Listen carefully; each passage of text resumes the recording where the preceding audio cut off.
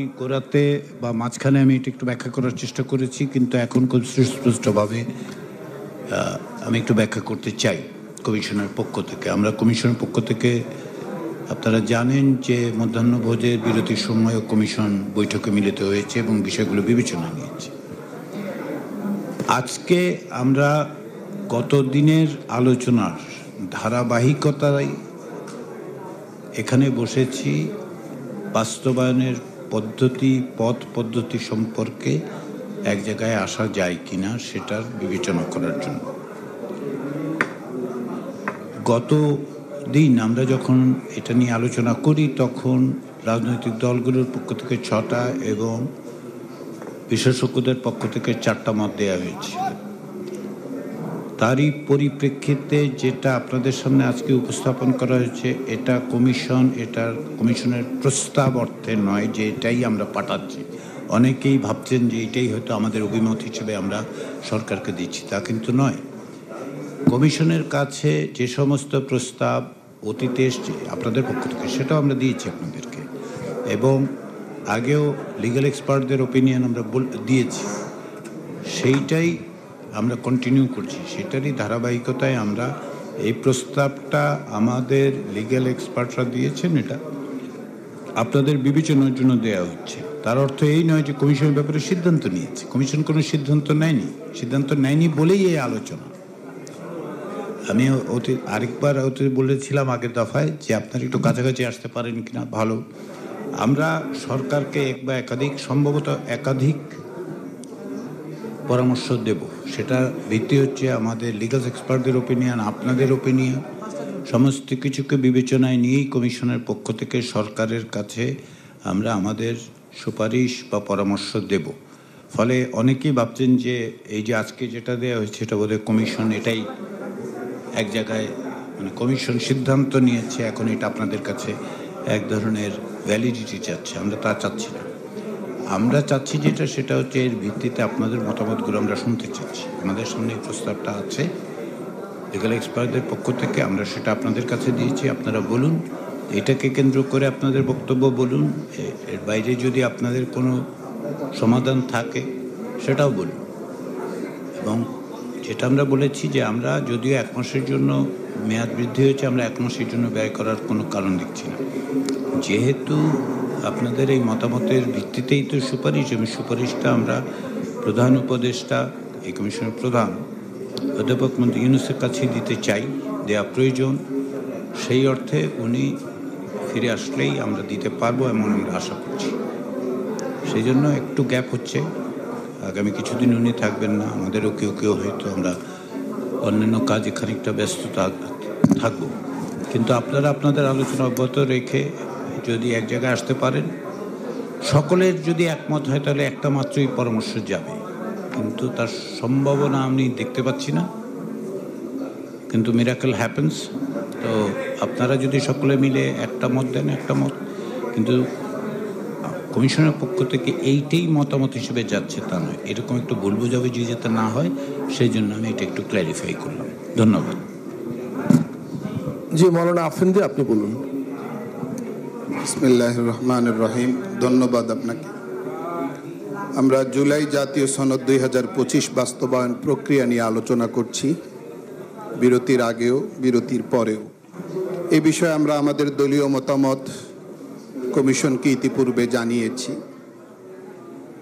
আমরা ঐক্যমতের বৃহত্তর স্বার্থে, দেশ ও জাতির বৃহত্তর স্বার্থে সব দল যদি একমত হয় তা আমাদের আগের অবস্থান সামান্য পরিবর্তন করতে আমরা রাজি আছি।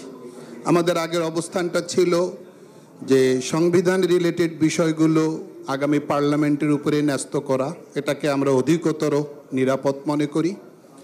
আর সংবিধান রিলেটেড নয় এই জাতীয় বিষয়গুলো অধ্যাদেশ জারি করার মধ্য দিয়ে কার্যকর করা। এই জায়গা থেকে আমরা একটু সরতে রাজি আছি যদি সবাই একমত হয়। সেটা হলো 106 অনুচ্ছেদ অনুসরণ করে আমরা সুপ্রিম কোর্টের আপিল বিভাগের রাষ্ট্রপতির মাধ্যমে, মহামান্য রাষ্ট্রপতির মাধ্যমে সুপ্রিম কোর্টের আপিল বিভাগের শরণাপন্ন হওয়া। এই জায়গাটায় যদি সবাই একমত হয় তাহলে আমরা এই জায়গায় একমত হতে রাজি আছি। মাননীয় সহসভাপতি, আপনি আপনার আলোচনায় একটা পর্যায়ে বিরতির আগে বলেছেন যে চাকে যদি কেউ পানি মনে করে তাহলে তো সমস্যা, এটা আপনি বলেছিলেন। তো একটা উপমা দিয়ে একজন জনাব আফিন্দি, আমি আপনাকে একটা জিনিস অনুরোধ করব, যেহেতু আমার হাতে সময় খুবই কম, অনেকেই কথা বলবেন, আপনার অবস্থানটা আপনি ক্লিয়ার করেছেন না। আপনাদের পার্টির আগের অবস্থান থেকে আপনারা সরে এসে 106 সুপ্রিম কোর্টে রেফারেন্স পাঠানোর জন্য আপনারা নতুন অবস্থান নিয়েছেন। সো এটা তো ক্লিয়ার। এখন যদি ধরেন আপনি এক্সাম্পল দিতে যান বা আরেকটু বড় করতে চান, সবাই যদি এটা করে তাহলে কিন্তু আমরা শেষ করতে পারবো না। আমি বড় করছি না, ধন্যবাদ। আমি বলছি যে একজন একটা 1 মিনিটেই বা হাফ মিনিটেই শেষ করছি যে চাকে পানি মনে করলে সমস্যা, এখানে যেরকম সমস্যা পানি ছাড়া চা তৈরি করতে চাইলেও তো একটা সমস্যা। এই জন্য আমরা বিষয়টাকে সব দিকেই নেওয়ার চেষ্টা করি। আমরা সংবিধান এবং জুলাই সনদ জন্য কোনোভাবেই মুখোমুখি না হয় সেই বিষয়টাকে আমি মনে করি সকলের আন্তরিকতার সাথে আমি মনে করি দেখা দরকার। ধন্যবাদ। শুভ জি, ধন্যবাদ। আমি আমন্ত্রণ জানাচ্ছি জনাব বজলুর রশিদ ফিরোজ বাসদ, আপনাকে।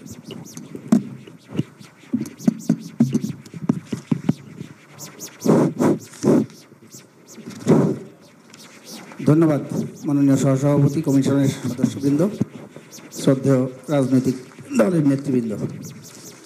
আজকে অনেকের কথা শুনলাম।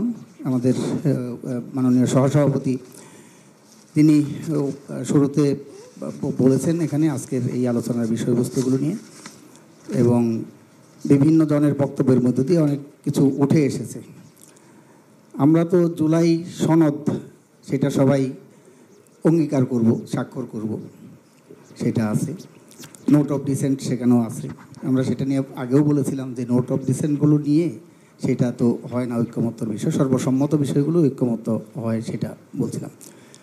এবং সেটা তো বাধ্যবাধকতা থাকে না অন্যদের, যারা নোট অফ ডিসেন্ট দেয় তারা যদি সরকারে যায়, যারা যাবে তাদের তো বাধ্যবাধকতা থাকবে না। 1 2 নম্বর কথা হলো যে এখানে অনেকগুলো বিতর্ক 13 মাস পরেও এসে আমাদের করতে হচ্ছে, যেটা আমরা সবাই মিলে একমত হয়েছি, সম্মত হয়েছি। এবং একটা জাতীয় যে সংকট, সাংবিধানিক যে সংকট, সেই সংকটকালে দেশের সরকার কিভাবে চলবে, সংবিধানের 106 অনুচ্ছেদ অনুযায়ী অন্তর্বর্তীকালীন সরকার গঠিত হয়েছে। এখন এটা সাংবিধানিকভাবে হয়েছে কিনা, অসাংবিধানিকভাবে হয়েছে কিনা, এটা নিয়েও এখন বিতর্ক হচ্ছে এবং হবে হয়তো আরও পরবর্তীতে। কিন্তু বাস্তবে 106 তো সংবিধানে আছে, তার মানে আমরা সংবিধানেরই ধারাবাহিকতা রক্ষা করছি। এই বিতর্ক কিছুই হতো না যদি জুলাইয়ের 5ই আগস্ট 24 সেখানে সংবিধান স্থগিত করে দিয়ে একটা বিপ্লবী সরকার ঘোষণা করত, এবং তারা প্রক্লামেশনের মাধ্যমে এই বিপ্লবী সরকারের সেই ডিক্রি জারির মাধ্যমে দেশ পরিচালনা করত। এবং সেই প্রেক্ষিতে এসে এই সংস্কারের যদি আলোচনা করত, তখন এই বিষয়গুলো আসতো না। কিন্তু আমরা সংবিধান মেনেই সরকার গঠন করেছি এবং সংবিধান মেনেই আমরা এই সমস্ত যে কার্যক্রম সেগুলো করছি। সংবিধানের অসঙ্গতিগুলো দূর করার জন্য আমরা চেষ্টা করছি। ইতিমধ্যেই তো যে বিষয়গুলো আসছে, যে 84টি বিষয়ের মধ্যে অধ্যাদেশ এবং নির্বাহী আদেশ, প্রশাসনিক আদেশে যেগুলো বাস্তবায়নযোগ্য সেগুলো বাস্তবায়ন শুরু হয়েছে। আইন উপদেষ্টা গত পরশুদিন সেখানে বলেছেন, এবং সেগুলো আমরা সবাই একমত হয়েছি যে এগুলো যত দ্রুত সম্ভব অন্তর্বর্তীকালীন সরকার সেগুলো বাস্তবায়ন করুক। প্রশ্ন হচ্ছে যে সংবিধান সংশ্লিষ্ট বিষয়গুলো সেগুলো কিভাবে এটার সমাধান হবে, সেগুলোর কীভাবে বাস্তবায়ন হবে। সেই ক্ষেত্রে আমরা আমাদের দলের পক্ষ থেকে বলেছিলাম যে আগামী জাতীয় সংসদেই সেগুলো করবে। কিন্তু আবার এখানেও সমস্যা আছে, মানে সংবিধানের মৌলিক যে কাঠামো, মৌলিক যে বিষয়, সেগুলো আসলে জাতীয় সংসদের মাধ্যমেই সেগুলো করতে পারে না, সেগুলো বেরিয়ে আছে। আমাদের মাননীয় সদস্য ইমদাদ সাহেব সেখানে বললেন যে এখনও পর্যন্ত সংবিধানের 7 ক সেগুলো আছে, সেগুলো আমরা বাতিল করার জন্য বলছি। অধিকাংশ দল সেগুলো বাতিল করার কথা বলেছে। তো সেইগুলোর ক্ষেত্রে কি করা যায়, সেই জন্যেই গত মাননীয় প্রধান উপদেষ্টার উপস্থিতিতে যে 14 তারিখে আমাদের যে মিটিংটা হলো, সেই মিটিংয়ে বিএনপির পক্ষ থেকে যে কথা বলেছিল, আমরাও সেই কথাই বলতে চাই যে জুলাই সনদের একটা আইনি সুরক্ষা আমরা সবাই চাই। সেই আইনি সুরক্ষাটা কিভাবে হবে সেটা নিয়েই নানা দিক নিয়ে আলোচনা হচ্ছে। তো আমরা সেখানে যারা বিশেষজ্ঞ, যা প্যানেল, ঐক্যমত্য কমিশন যাদেরকে নির্ধারণ করেছিলেন, যাদের মতামত নিয়েছেন, তারা 4টা দিয়েছিল। রাজনৈতিক দলগুলোর পক্ষ থেকে 6টা প্রস্তাব সেখানে আছে এবং সেটার ক্ষেত্রে 2টা প্রস্তাব তো কমন, অধ্যাদেশ এবং নির্বাহী আদেশ, সেগুলো সবাই একমত পোষণ করেছি, ঐক্যমত্যে এসেছি। এখন সংবিধান সংশ্লিষ্ট বিষয়গুলো, সেখানে গণভোটের কথা আছে, সাংবিধানিক আদেশের কথা বলা আছে, গণপরিষদের কথা ছিল, সংবিধান সংস্কার সভার কথা বলা ছিল, একই সাথে সংবিধান সংস্কার এবং এখানে এই জাতীয় সংসদের নির্বাচন এবং 106 অনুচ্ছেদ অনুযায়ী আবার আমরা সুপ্রিম কোর্টের কাছে যেতে পারি, অ্যাপিলেট ডিভিশনের কাছে সেই ব্যাখ্যা চাইতে। সেই ক্ষেত্রে আমরা জাতীয় সংসদের কথা বলেছিলাম, আমাদের মতটা আমরা বলছি যে ফ্লেক্সিবিলিটি আমরা রাখছি, যে ঠিক আছে সবাই একমত হলে আমরা আইনি যে সুরক্ষা, সেই সুরক্ষাটার ব্যাপারটা 106 অনুসারে আমরা অ্যাপিলেট ডিভিশনের কাছে আমরা যেতে পারি। তো সেই ক্ষেত্রে মাননীয় সহসভাপতি বলেছেন যে আমরা কী চাইবো, তাদের কাছে কী ব্যাখ্যা চাইবো। আমার মনে হয় সেটা নিয়ে আছে যে সাংবিধানিক আদেশের ব্যাপারে চাইবো ব্যাখ্যা, নাকি গণভোটের ব্যাপারে চাইবো, না গণপরিষদের ব্যাপারে চাইবো। আমার মনে হয় সেই ক্ষেত্রে আমরা এই যে মাননীয় সহসভাপতি বলছে সরকারকে যেটা আমরা পরামর্শ দিব যে একটা হলে সবচেয়ে ভালো, কিন্তু সেটা সম্ভব নয়, একাধিকটা দিতে পারলেই ভালো। তা আমার মনে হয় যে এখানে যে প্রস্তাবগুলো আসছে, যে একমত হওয়ার ক্ষেত্রে আমাদের অনেক বিষয়ে স্লোলি আমরা হচ্ছি না তা না, পরিবর্তন হচ্ছে আমাদের মতের সবারই, তো এইটা একটা ভালো লক্ষণ। কিন্তু যেহেতু সময় একটু বাড়িয়েছে, আমার মনে হয় যে এখানে আমাদের একটু আলাপ আলোচনা, রাজনৈতিক দলগুলো পরস্পরের সাথে আলোচনা করছে, বাইলেটারালি করছে, আবার একসাথেও বসে আলোচনা করবে। কিছুদিন আরও কয়েকদিন, 4-5 দিন 7 দিন সময় নেওয়া আমার মনে দরকার, যে সেই আলোচনা করে যদি একমত হতে পারি সেটা সবচেয়ে ভালো, ঐক্যমতের ভিত্তিতে আমরা যদি করতে পারি। আর ফিরোজ ভাই, আমরা কি একটু দ্রুত শেষ করতে পারি না? তাহলে আমরা আরো কয়েকজন কথা বলার আছে, আমাদের সময় খুবই কম। সাংবিধানিক আদেশের ক্ষেত্রে যেটা মাসুদ রানা এখানে উল্লেখ করেছে, আমরাও সেটা উল্লেখ করেছি, আরও কয়েকজন বলেছেন যে এখানে জুলাই ঘোষণার কথা যেটা বলা হয়েছে সেটা তো একটু সাংঘর্ষিক, তার বিভিন্ন ধারার অনুযায়ী 22, 25, 27 এগুলো পরস্পরের সাথে সাংঘর্ষিক।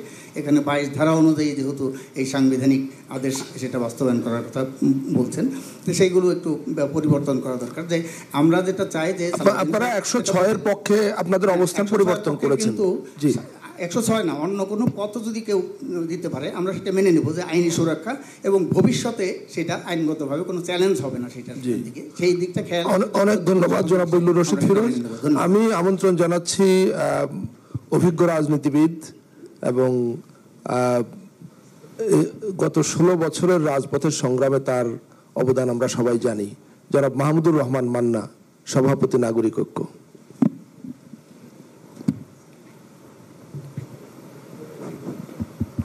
জনাব সভাপতি, নেতৃবৃন্দ, কমিশনের সদস্যবৃন্দ, আসসালামু আলাইকুম। আমি প্রথমেই বলি, যেহেতু সময় নিয়ে আপনাদের কনস্ট্যান্ট আছে, আমাদের যে জোট আছে সেই জোটের পক্ষ থেকেই আমরা মনে করি যে 106 হলো বেস্ট অপশন।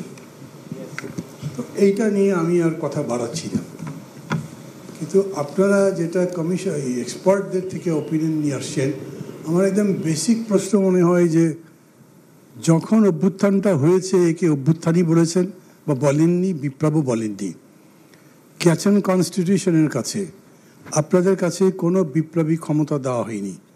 এর 6 মাস 9 মাস পরে এক বৃষ্টিস্নাত দুপুরে বা বিকেলবেলা আপনার সংসদ ভবনের ওখানে গিয়ে একটা ঘোষণা পাঠ করে দিলেই আপনারা এম্পাওয়ার্ড হয়ে যান, তা না। ফলে 22 এখানে ওয়ার্ক করে বলে আমি মনে করি না। এটা প্রশ্নবিদ্ধ হবেই। তো আমরা প্রশ্নের জায়গায় থাকবো কেন?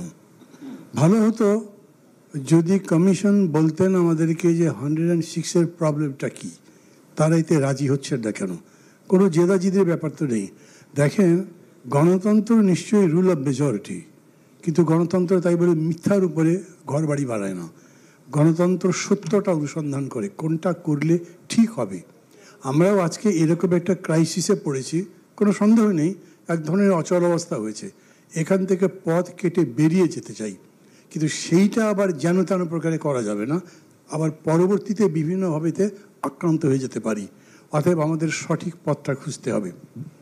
গণভোটের সমস্যা তো কমরেড সাইফুল হক বলেছেন, তারপর অবশ্য মঞ্জু বলেছে যেটা তারপরেও করা যায়।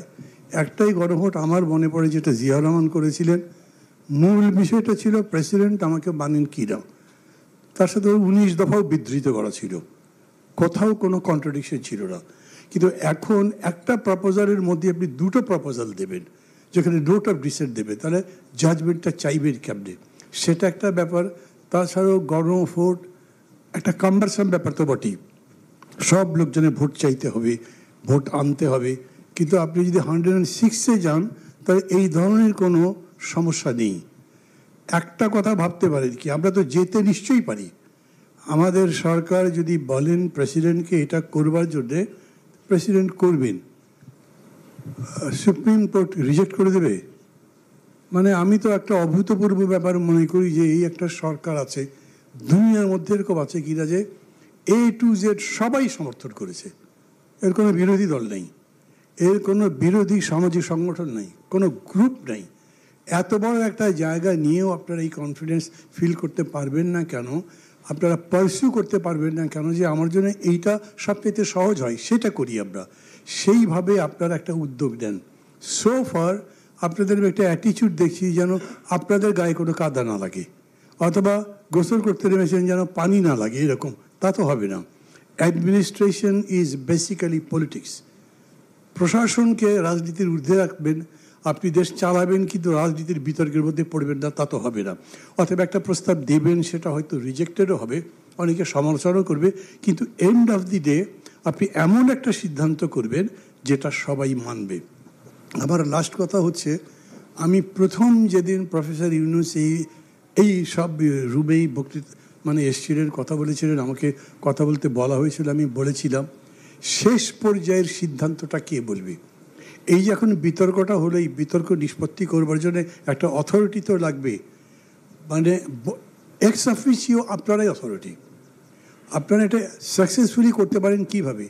এমন একটা কিছু বার করবেন যাতে সবার জন্যে উইন উইন থাকে। খুব সহজ কাজ তো নিশ্চয়ই নয়, অনেক কঠিন কাজ, কিন্তু আমরা এই বিশ্বাস করে আপনাদেরকে দায়িত্ব দিয়েছি যে আপনারা সেই ধরনের ব্যুৎপত্তি রাখেন, সেই ধরনের মেধা আপনাদের আছে, অভিজ্ঞতা আছে। বড় কথা হলো আন্তরিকতা নিয়ে তো কেউ প্রশ্ন করছে না, সেইটার উপরে ভরসা করে সবার সাথে কথা বলে একটা কারেক্ট জায়গা বলেন। আমরাও বলছি এইখানে যদি কোর্ট আমরা যেরকম চাই সেরকম রায় না দেয়, তবু আমরা মানব। সালাউদ্দিন আহমেদ গত বক্তৃতার সবাই বলেছিলেন, এইখানে বসছিলেন, উনি বলেছেন কোর্ট যে রায় দেবে সেটা তার দলও মানবে। তো বাকিরা কি মানবেন না? সবারই তো মানতে হবে। কোর্ট যদি বলে, আপনি যদি অ্যাগ্রি করেন যে কোর্টের কাছে আমি যেতে চাই, ওটার আপত্তি কি? আমরা তো ধরেন গণভোটের ব্যাপারে সমস্যাগুলো বলছি বা অন্যান্য ব্যাপারে সমস্যাগুলো বলেছি যে এই কারণে আমরা মনে করি এটা যুক্তিযুক্ত হবে না, কিন্তু এখন যেটা বলছি সেটার অসুবিধা কি সেটা কিন্তু আপনারা কেউ কিছু বলেননি। সেই ক্ষেত্রে একটাই কথা হতে পারে, যদি তারা রিজেক্ট করে দেয়, তারা বললো না বাবা আমাদের কেন ঝামেলা ভালো, তোমরা নিজেরা মিলতে পারো না, আমাদের কাছে কেন নিয়ে আসছো, আমরা তারও জবাব দিতে পারবো। সবাই মিলে যদি বলি আমরা যে আমরা এটার নিষ্পত্তি করতে পারিনি, আটকে গেছি, দেশ আটকে গেছে, এইটা ডেফিনেটলি একটা বিশেষ পরিস্থিতি তৈরি করে যেখানে 106 অ্যাপ্লিকেবল হয়। এবং 106-এর ব্যাপারে যে কথা বলা হয়েছে সেইখানে এরকম কথাই বলা হয়েছে, যখন সবাই ফিল করছি এবং সেরকম জরুরি পরিস্থিতি মনে হয়েছে তখন ডক্ট্রিন অফ নেসেসিটি অনুযায়ী এটা তাদের কাছে পাঠানো যায়। তারা যা বলেন তাই মানব, অন্তত এইটুকু আমাদের নিবেদন থাকতে হবে যে যেটাই তারা বলবে সেটা মেনে তার পরবর্তী কাজ চলুক। আমি মনে করি এর চাইতে কম সময়ে সহজে সমাধান করবার অন্য কোনো পথ নেই। লাস্ট সেটা হচ্ছে যে কি নিয়ে যাব। আমি যখন দুপুরে খেতে গেলাম তখন জনাব সালাউদ্দিনের সঙ্গে আমার বসে বসে কথা হলো। অবশ্য উনি নিজেই বলেছেন যে কিসের ভিত্তিতে কি যুক্তিতে আমরা 106 চাচ্ছি সেটা উনি বলতে চান, এই জন্য আমি এটার পরে কোনো কথা বলছি না। হয়তো উনি বলবেন, সবাই শোনেন। আমি আপনাদের কাছে আবেদন করব, এটা কিন্তু খুবই ক্রিটিক্যাল একটা টাইম যখন এনিথিং হ্যাপেন, মানে এমন একটা জায়গায় যদি এটা বদ্ধ হয়ে যায়, একদম ডেডলক হয়ে যায়, তাহলে ওই যে প্রফেসর আলী রিয়াজ প্রথম আলোর আলোচনায় গিয়ে বলেছেন আমাদের national security may be threatened, huge একটা স্টেটমেন্ট, তা ভয় পাই আমরা জানি কীরকম করে হতে পারে। সেই দিকগুলো বিবেচনা করে আবেগ নয়, দলের সেন্টিমেন্ট নয়, যুক্তির কথা বলেন যে এটাই সবচাইতে ভালো হয় কিনা। ধন্যবাদ আমাকে শোনার জন্যে। ধন্যবাদ জনাব মাহমুদুর রহমান মান্না। আমি কি তাহলে এখন সালাউদ্দিন ভাইয়ের কাছে চলে যাই, যেহেতু মান্না ভাই জাভেদ বলতে চাচ্ছেন। জনাব জাভেদ রাসিন, মাইক্রোফোন এখানে দিয়েন, এই যে এখানে। জনাব Javed Rasin, national citizen party, NCP. উনি বলুন, তারপর আপনি বলুন। আচ্ছা, মুস্তাফিজুর রহমান ইরান, লেবার পার্টি। জি, আপনি বলুন জনাব মুস্তাফিজুর রহমান ইরান। ধন্যবাদ জনাব সভাপতি, উপস্থিত জাতীয় রাজনৈতিক দলের প্রতিনিধিবৃন্দ, আসসালামু আলাইকুম রহমতুল্লাহ। জুলাই সনদ বাস্তবায়ন বিষয়ে আজকের এই বর্ধিত সময়ে আমাদের এই আলোচনা, আমরা অনেক দূর এগিয়ে এসেছি এবং দীর্ঘদিন যাবৎ আমরা আলোচনার একটা পর্যায়ে এসেছি।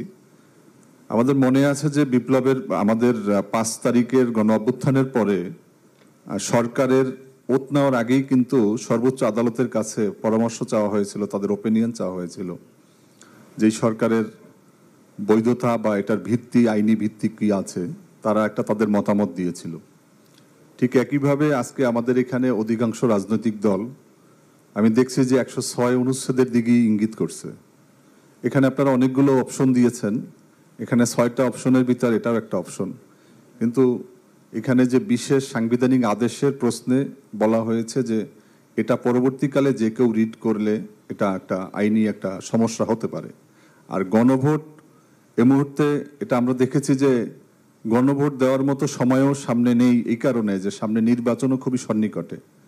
আর গণপরিষদ এটা সাধারণত আমরা জানি যে একটা নতুন সংবিধান প্রশ্নে এটা হয়, যেমন আমাদের মুক্তিযুদ্ধের পরে হয়েছিল।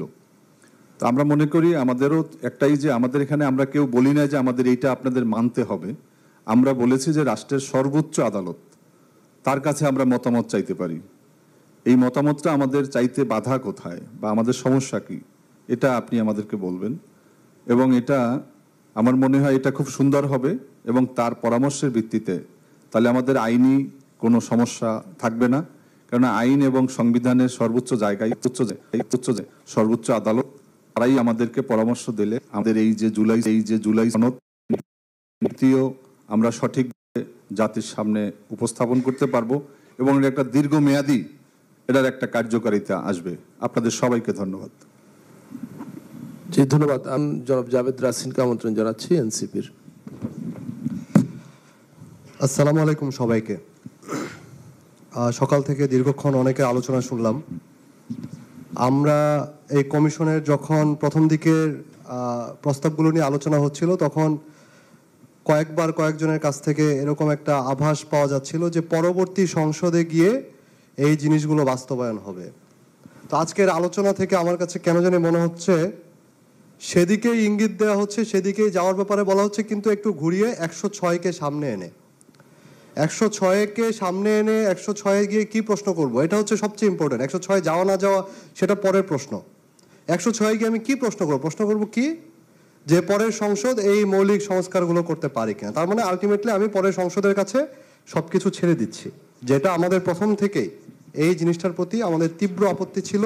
এখনো আমরা এই ব্যাপারটাতে তীব্র আপত্তি জানাচ্ছি। 106 আপনি যেতে পারেন কি পারেন না, সেই এখতিয়ার সরকার প্রয়োগ করবে কি করবে না, সেই প্রশ্নে আমি যাচ্ছি না। মূল প্রশ্নটা হচ্ছে জুলাই সনদ কিভাবে বাস্তবায়িত হবে। জুলাই সনদ বাস্তবায়িত হতে হলে অনেকে এখানে কথা বলছেন কি বিপ্লব হয় নাই কেন, 5 তারিখের পরে বিপ্লবী সরকার কেন গঠিত হয় নাই, কেন আমরা সংবিধানের ভিতরে ঢুকে গিয়েছি। আমরা সংবিধানের ভিতরে পুরোপুরিও ঢুকিনি, আমার সংবিধানের একেবারে বাইরে। সেটা একটা লম্বা ডিসকাশন, এটা একটা একাডেমিক ডিসকাশনের দিকে চলে যাবে।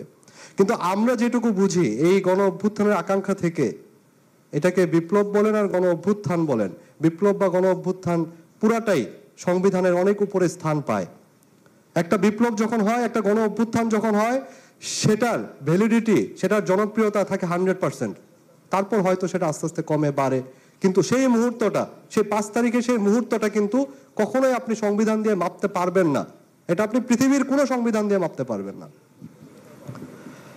তাহলে এখন কি আমরা সংবিধানের বাইরে চলে যাব না কি করব? আমরা সেটার কথাও বলছি না। আমরা কিন্তু সেই জন্যই সবচেয়ে সর্বোত্তম এবং গণতান্ত্রিক যে পদ্ধতির কথা সেটা কিন্তু বলে আসছি প্রথম থেকেই, গণপরিষদের কথা। এটা গণপরিষদ হলে যেই ধরনের ভবিষ্যতের বিতর্ক, যেই ধরনের কথা প্রশ্ন উঠবে, সেই সব কিছুর সমাধান কিন্তু এখানে চলে আসে। পরের সরকার, পরের সংসদ মৌলিক যে বিষয়গুলো আছে, আমাদের যেই জুলাই সনদে যে আমরা সাংবিধানিক বিষয়গুলো নিয়ে এসেছি, সেগুলো সম্পূর্ণভাবে কনস্টিটিউশনের ক্যারেক্টারকে চেঞ্জ করবে, পুরোপুরিভাবে কনস্টিটিউশনের নেচার চেঞ্জ হবে এখানে। তো এটা তো পরবর্তীতে যে কোনো সময় সংশোধনী বাতিল হয়ে যাবে আপনি যদি একটা শুধুমাত্র সংশোধনী করেন। এখন সেই জন্য আপনারা বলতে চাইছেন যে 106-এর মাধ্যমে গিয়ে তাকে এই আলাদা কোনো প্রভিশন দেওয়া যায় কিনা। 106-এ গেলে আপনি এমন কিছু বিষয় জুলাই সনদে নিয়ে এসেছেন যেটার প্রেসিডেন্ট আছে কোর্টের, যে কোর্ট এটাকে বাতিল বলেছে এর আগে 8ম সংশোধনীতে। সেই জিনিস তো আপনি জুলাই সনদে নিয়ে কোর্টের কাছে যাচ্ছেন। কোর্ট সেটার ব্যাপারে কি রায় দিবে? কোর্ট যদি এই পুরো 106 আপনার জুলাই সনদটাকেই বলে যে না এটা বাস্তবায়ন করা যাবে না, তখন কি হবে? মৌলিক সংস্কার প্রশ্ন আপনি কিভাবে বাস্তবায়ন করবেন? এই প্রশ্নগুলো কি আপনারা করেছেন? যারা প্রশ্নটা তুলছেন যে আমি 106-এর মাধ্যমে গিয়ে আমি কি কোর্টের থেকে একটা পারমিশন নিয়ে আসি যে পরের সংসদে গিয়ে এই সব কিছু করবে। পরের সংসদে গিয়ে যদি সবকিছু করতেই হয়, আমার এই যে মৌলিক সংস্কারের প্রশ্নে আমরা কথা বললাম সেটার বাস্তবায়ন প্রক্রিয়া নিয়ে, তাহলে তো আর কথাই নেই, আমরা পরের সংসদে চলে যাই। আমাদের মূল দাবি হচ্ছে এই সরকারের অধীনে এটা যদি বাস্তবায়ন করা সম্ভব হয় কোনো আইনি প্রক্রিয়া ঐক্যমত্যের মাধ্যমে, যেহেতু অনেকগুলো বিষয় নোট অফ ডিসেন্ট আছে আমরা জানি, সেগুলোকে আবার আলোচনা করা যায় কিনা, এক ভাই প্রশ্ন তুলেছিলেন, সেটা সম্ভব হবে কিনা আমি জানি না। সেটা হলে হয়তো অনেক কিছু এগিয়ে যেত। আজকে আপনারা একটা প্রস্তাব নিয়ে এসেছেন কনস্টিটিউশন অর্ডার, এখানে article 22 of the July declaration, article 22 এর তো এখানে দরকার নেই। কনস্টিটিউশন অর্ডার আপনি যদি করতে যান, আপনি যদি বিপ্লবের আকাঙ্ক্ষা ধারণ করেন, যদি গণ অভ্যুত্থানের আকাঙ্ক্ষা ধারণ করেন, এই প্রক্লেমেশন জুলাই ডিক্লারেশনের আর্টিকেল 22 অধীনে আপনার কনস্টিটিউশন অর্ডার দিতে হবে, এরকম কোনো বাধ্যবাধকতা নাই। আমরা দেখেছি আপনার প্রেসিডেন্ট শার্ল দা গল আপনার 1958-এ উনি কিন্তু করেছিলেন, উনি কিন্তু কনস্টিটিউশন অ্যাক্টের মাধ্যমে পরবর্তী নতুন কনস্টিটিউশন করেছে পার্লামেন্ট না থাকা অবস্থায়ও। রিপাবলিকে কিন্তু ফ্রান্স প্রবেশ করেছিল এবং সেটার মাধ্যমে এখনো আছে। পূর্ব তিমুর কিন্তু স্বাধীনতা লাভ করেছিল গণভোটের মাধ্যমে। আপনারা অনেকে প্রশ্ন তুলছেন, গণভোটের মাধ্যমে স্বাধীনতা লাভ করেছে একটা দেশ, সেই নজিরও কিন্তু আছে। তো আমি সেদিকে যাচ্ছি না। আপনারা আজকে যে প্রস্তাব নিয়ে আমাদের দলীয় ফোরামে আলোচনা করতে হবে, এটা লিগ্যাল আছে।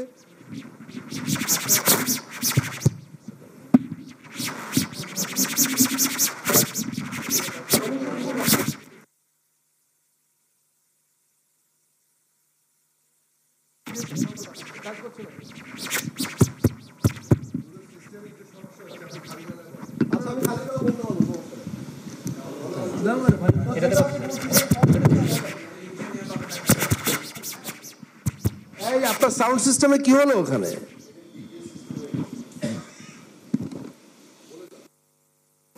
তো আমরা যেটা বলছিলাম এখনো আসছে না, হ্যাঁ এখন আসছে। পরবর্তী পার্লামেন্টকে ডুয়েল রোল দেওয়া যায় কিনা, এটা নিয়ে আমরা আলাপ আলোচনা করতে পারি কিনা আমি কমিশনের কাছে প্রস্তাব রাখবো। সেটা একই সাথে গণপরিষদ বা একই সাথে পার্লামেন্ট, সেটা আমাদের যে আদি দাবি ছিল সেই দাবিতে আমরা সেই আলোচনাটা উঠানো যায় কিনা বা কথা বলা যায় কিনা যদি সবাই মনে করেন। আর না হলে আজকে থেকে কমিশন যে প্রস্তাব দিয়েছে কনস্টিটিউশন অর্ডার নিয়ে, সেটা নিয়ে যেহেতু আজকে এই প্রস্তাবটা নতুনভাবে এসেছে, আমরা আমাদের দলীয় ফোরামে লিগ্যাল এক্সপার্ট যারা আছে তাদের সাথে আমাদের কথা বলতে হবে।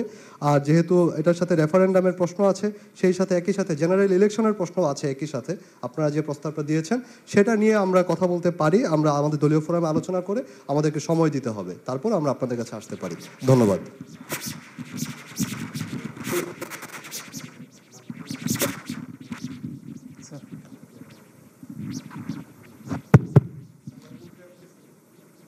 জি, সালাউদ্দিন ভাই আরেকটু পরে বলতে চান। ধন্যবাদ জনাব জাভেদ রাসিন।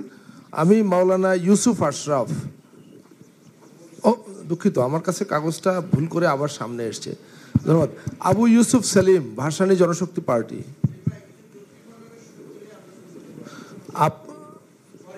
আচ্ছা জি, সম্মানিত, হ্যালো,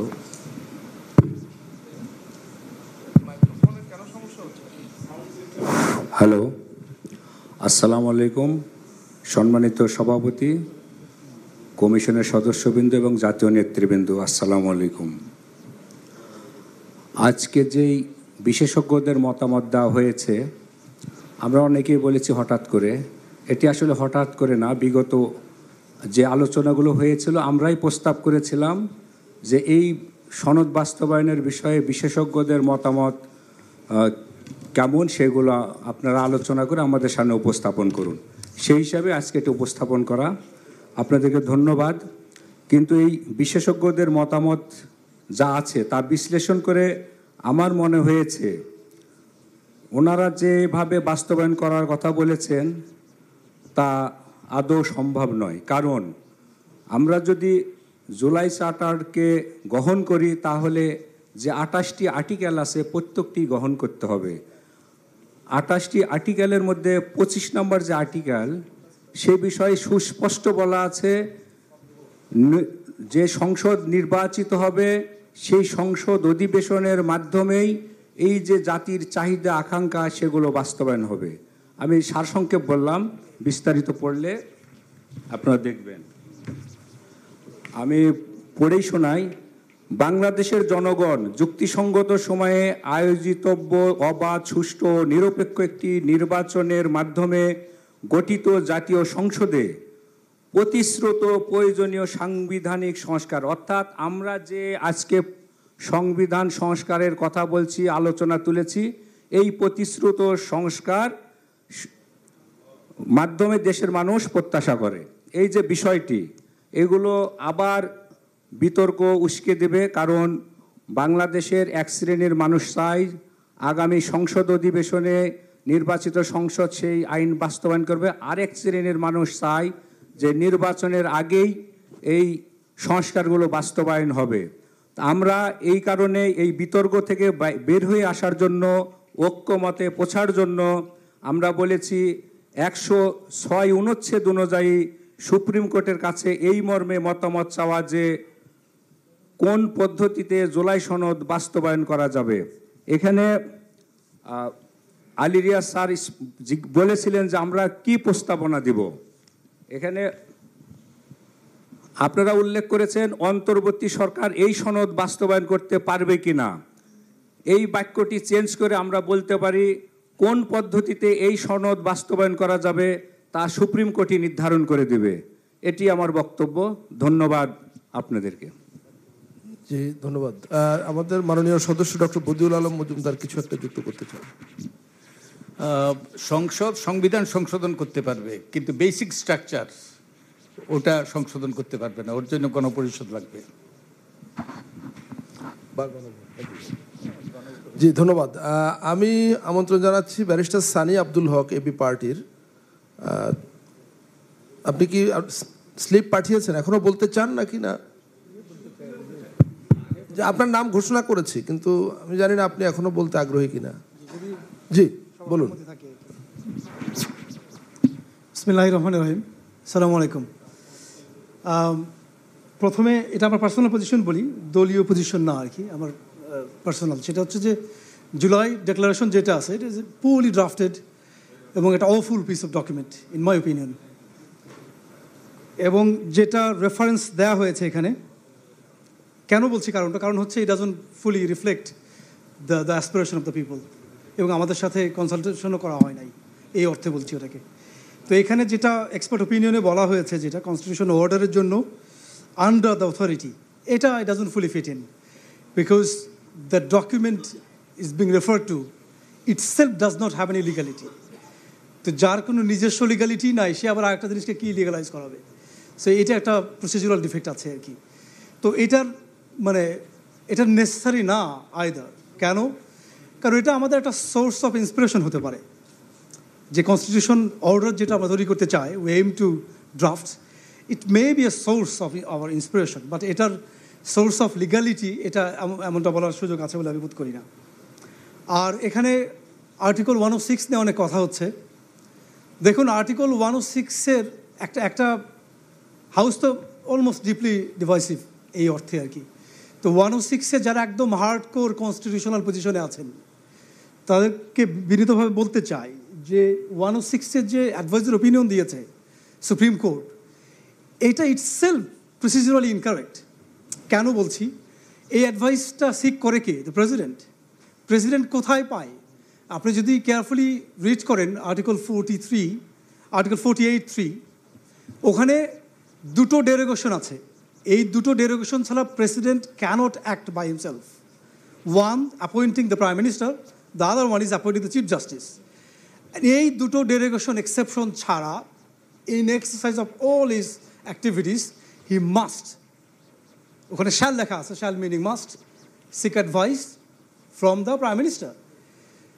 যেখানে প্রেসিডেন্ট অ্যাডভাইস সিক করলেন অ্যাপেলেট ডিভিশনে ইন অ্যাবসেন্স অফ প্রাইম, তখন তো প্রাইম মিনিস্টার ছিল না।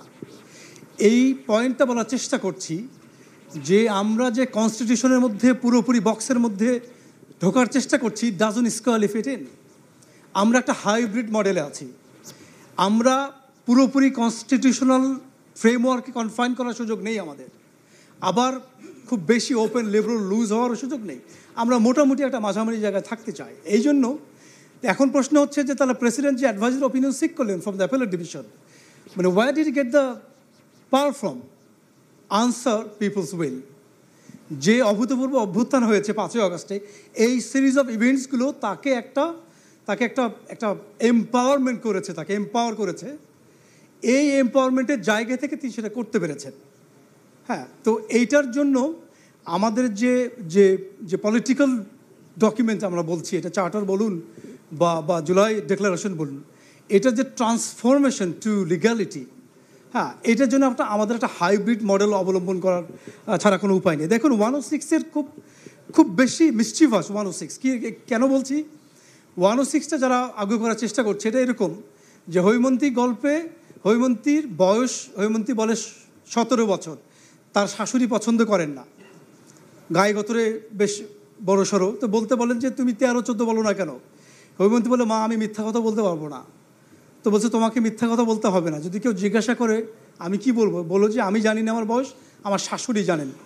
রবি ঠাকুর বলছেন যে মিথ্যা বলিয়া কিভাবে মিথ্যা না বলিতে হয় তাহাই শিখাইয়া দিতেছেন। আপনি 106 প্রসিডিউরালি ইনকারেক্ট যদি আপনি পিওরলি কনস্টিটিউশনাল অ্যাপ্রোচ নেন। 106-এর যে অ্যাডভাইজারি অপিনিয়ন সিক করার জায়গাটা, এটা কনস্টিটিউশনে কোথায় লেখা আছে? প্রেসিডেন্ট দুটো কাজ ছাড়া, appointing prime minister and the chief justice ছাড়া, বাকি যে কোনো কাজে he must seek advice from the prime minister. Where is the prime minister? Meaning it doesn't squarely fit in. Constitutional position purely fit in করে না। We are out of the constitution. আপনি যেভাবে বলুন না কেন, I can't say in the constitution, যেটাকে আপনি validate করতে পারেন যে president can seek advice under 106 of the constitution. It cannot. এটা আমার কনস্টিটিউশনে লেখা নেই। আপনি যে হার্ড লাইনার হয়ে যাচ্ছেন কনস্টিটিউশনের প্রতি, আমার কনস্টিটিউশন আপনি আমাকে দেখান, আমি শিখতে চাই। Where do you get it from? আর আমরা যে ইন্টারপ্রিটেশনের কথা বলছি, strict interpretation of the constitution, ইন্টারপ্রিটেশনের শুধুমাত্র একটা রুল নাই, 4টা আলাদা আলাদা রুল আছে। আমরা একটা অ্যাপ্রোচ নিয়ে খুব করছি, কি লিটারাল অ্যাপ্রোচ, লিটারাল ইন্টারপ্রিটেশন। বাকিগুলোর নাম বলছি। গোল্ডেন রুল আছে, মিসচিফ রুল আছে, অ্যান্ড পারপাসিভ অ্যাপ্রোচ আছে।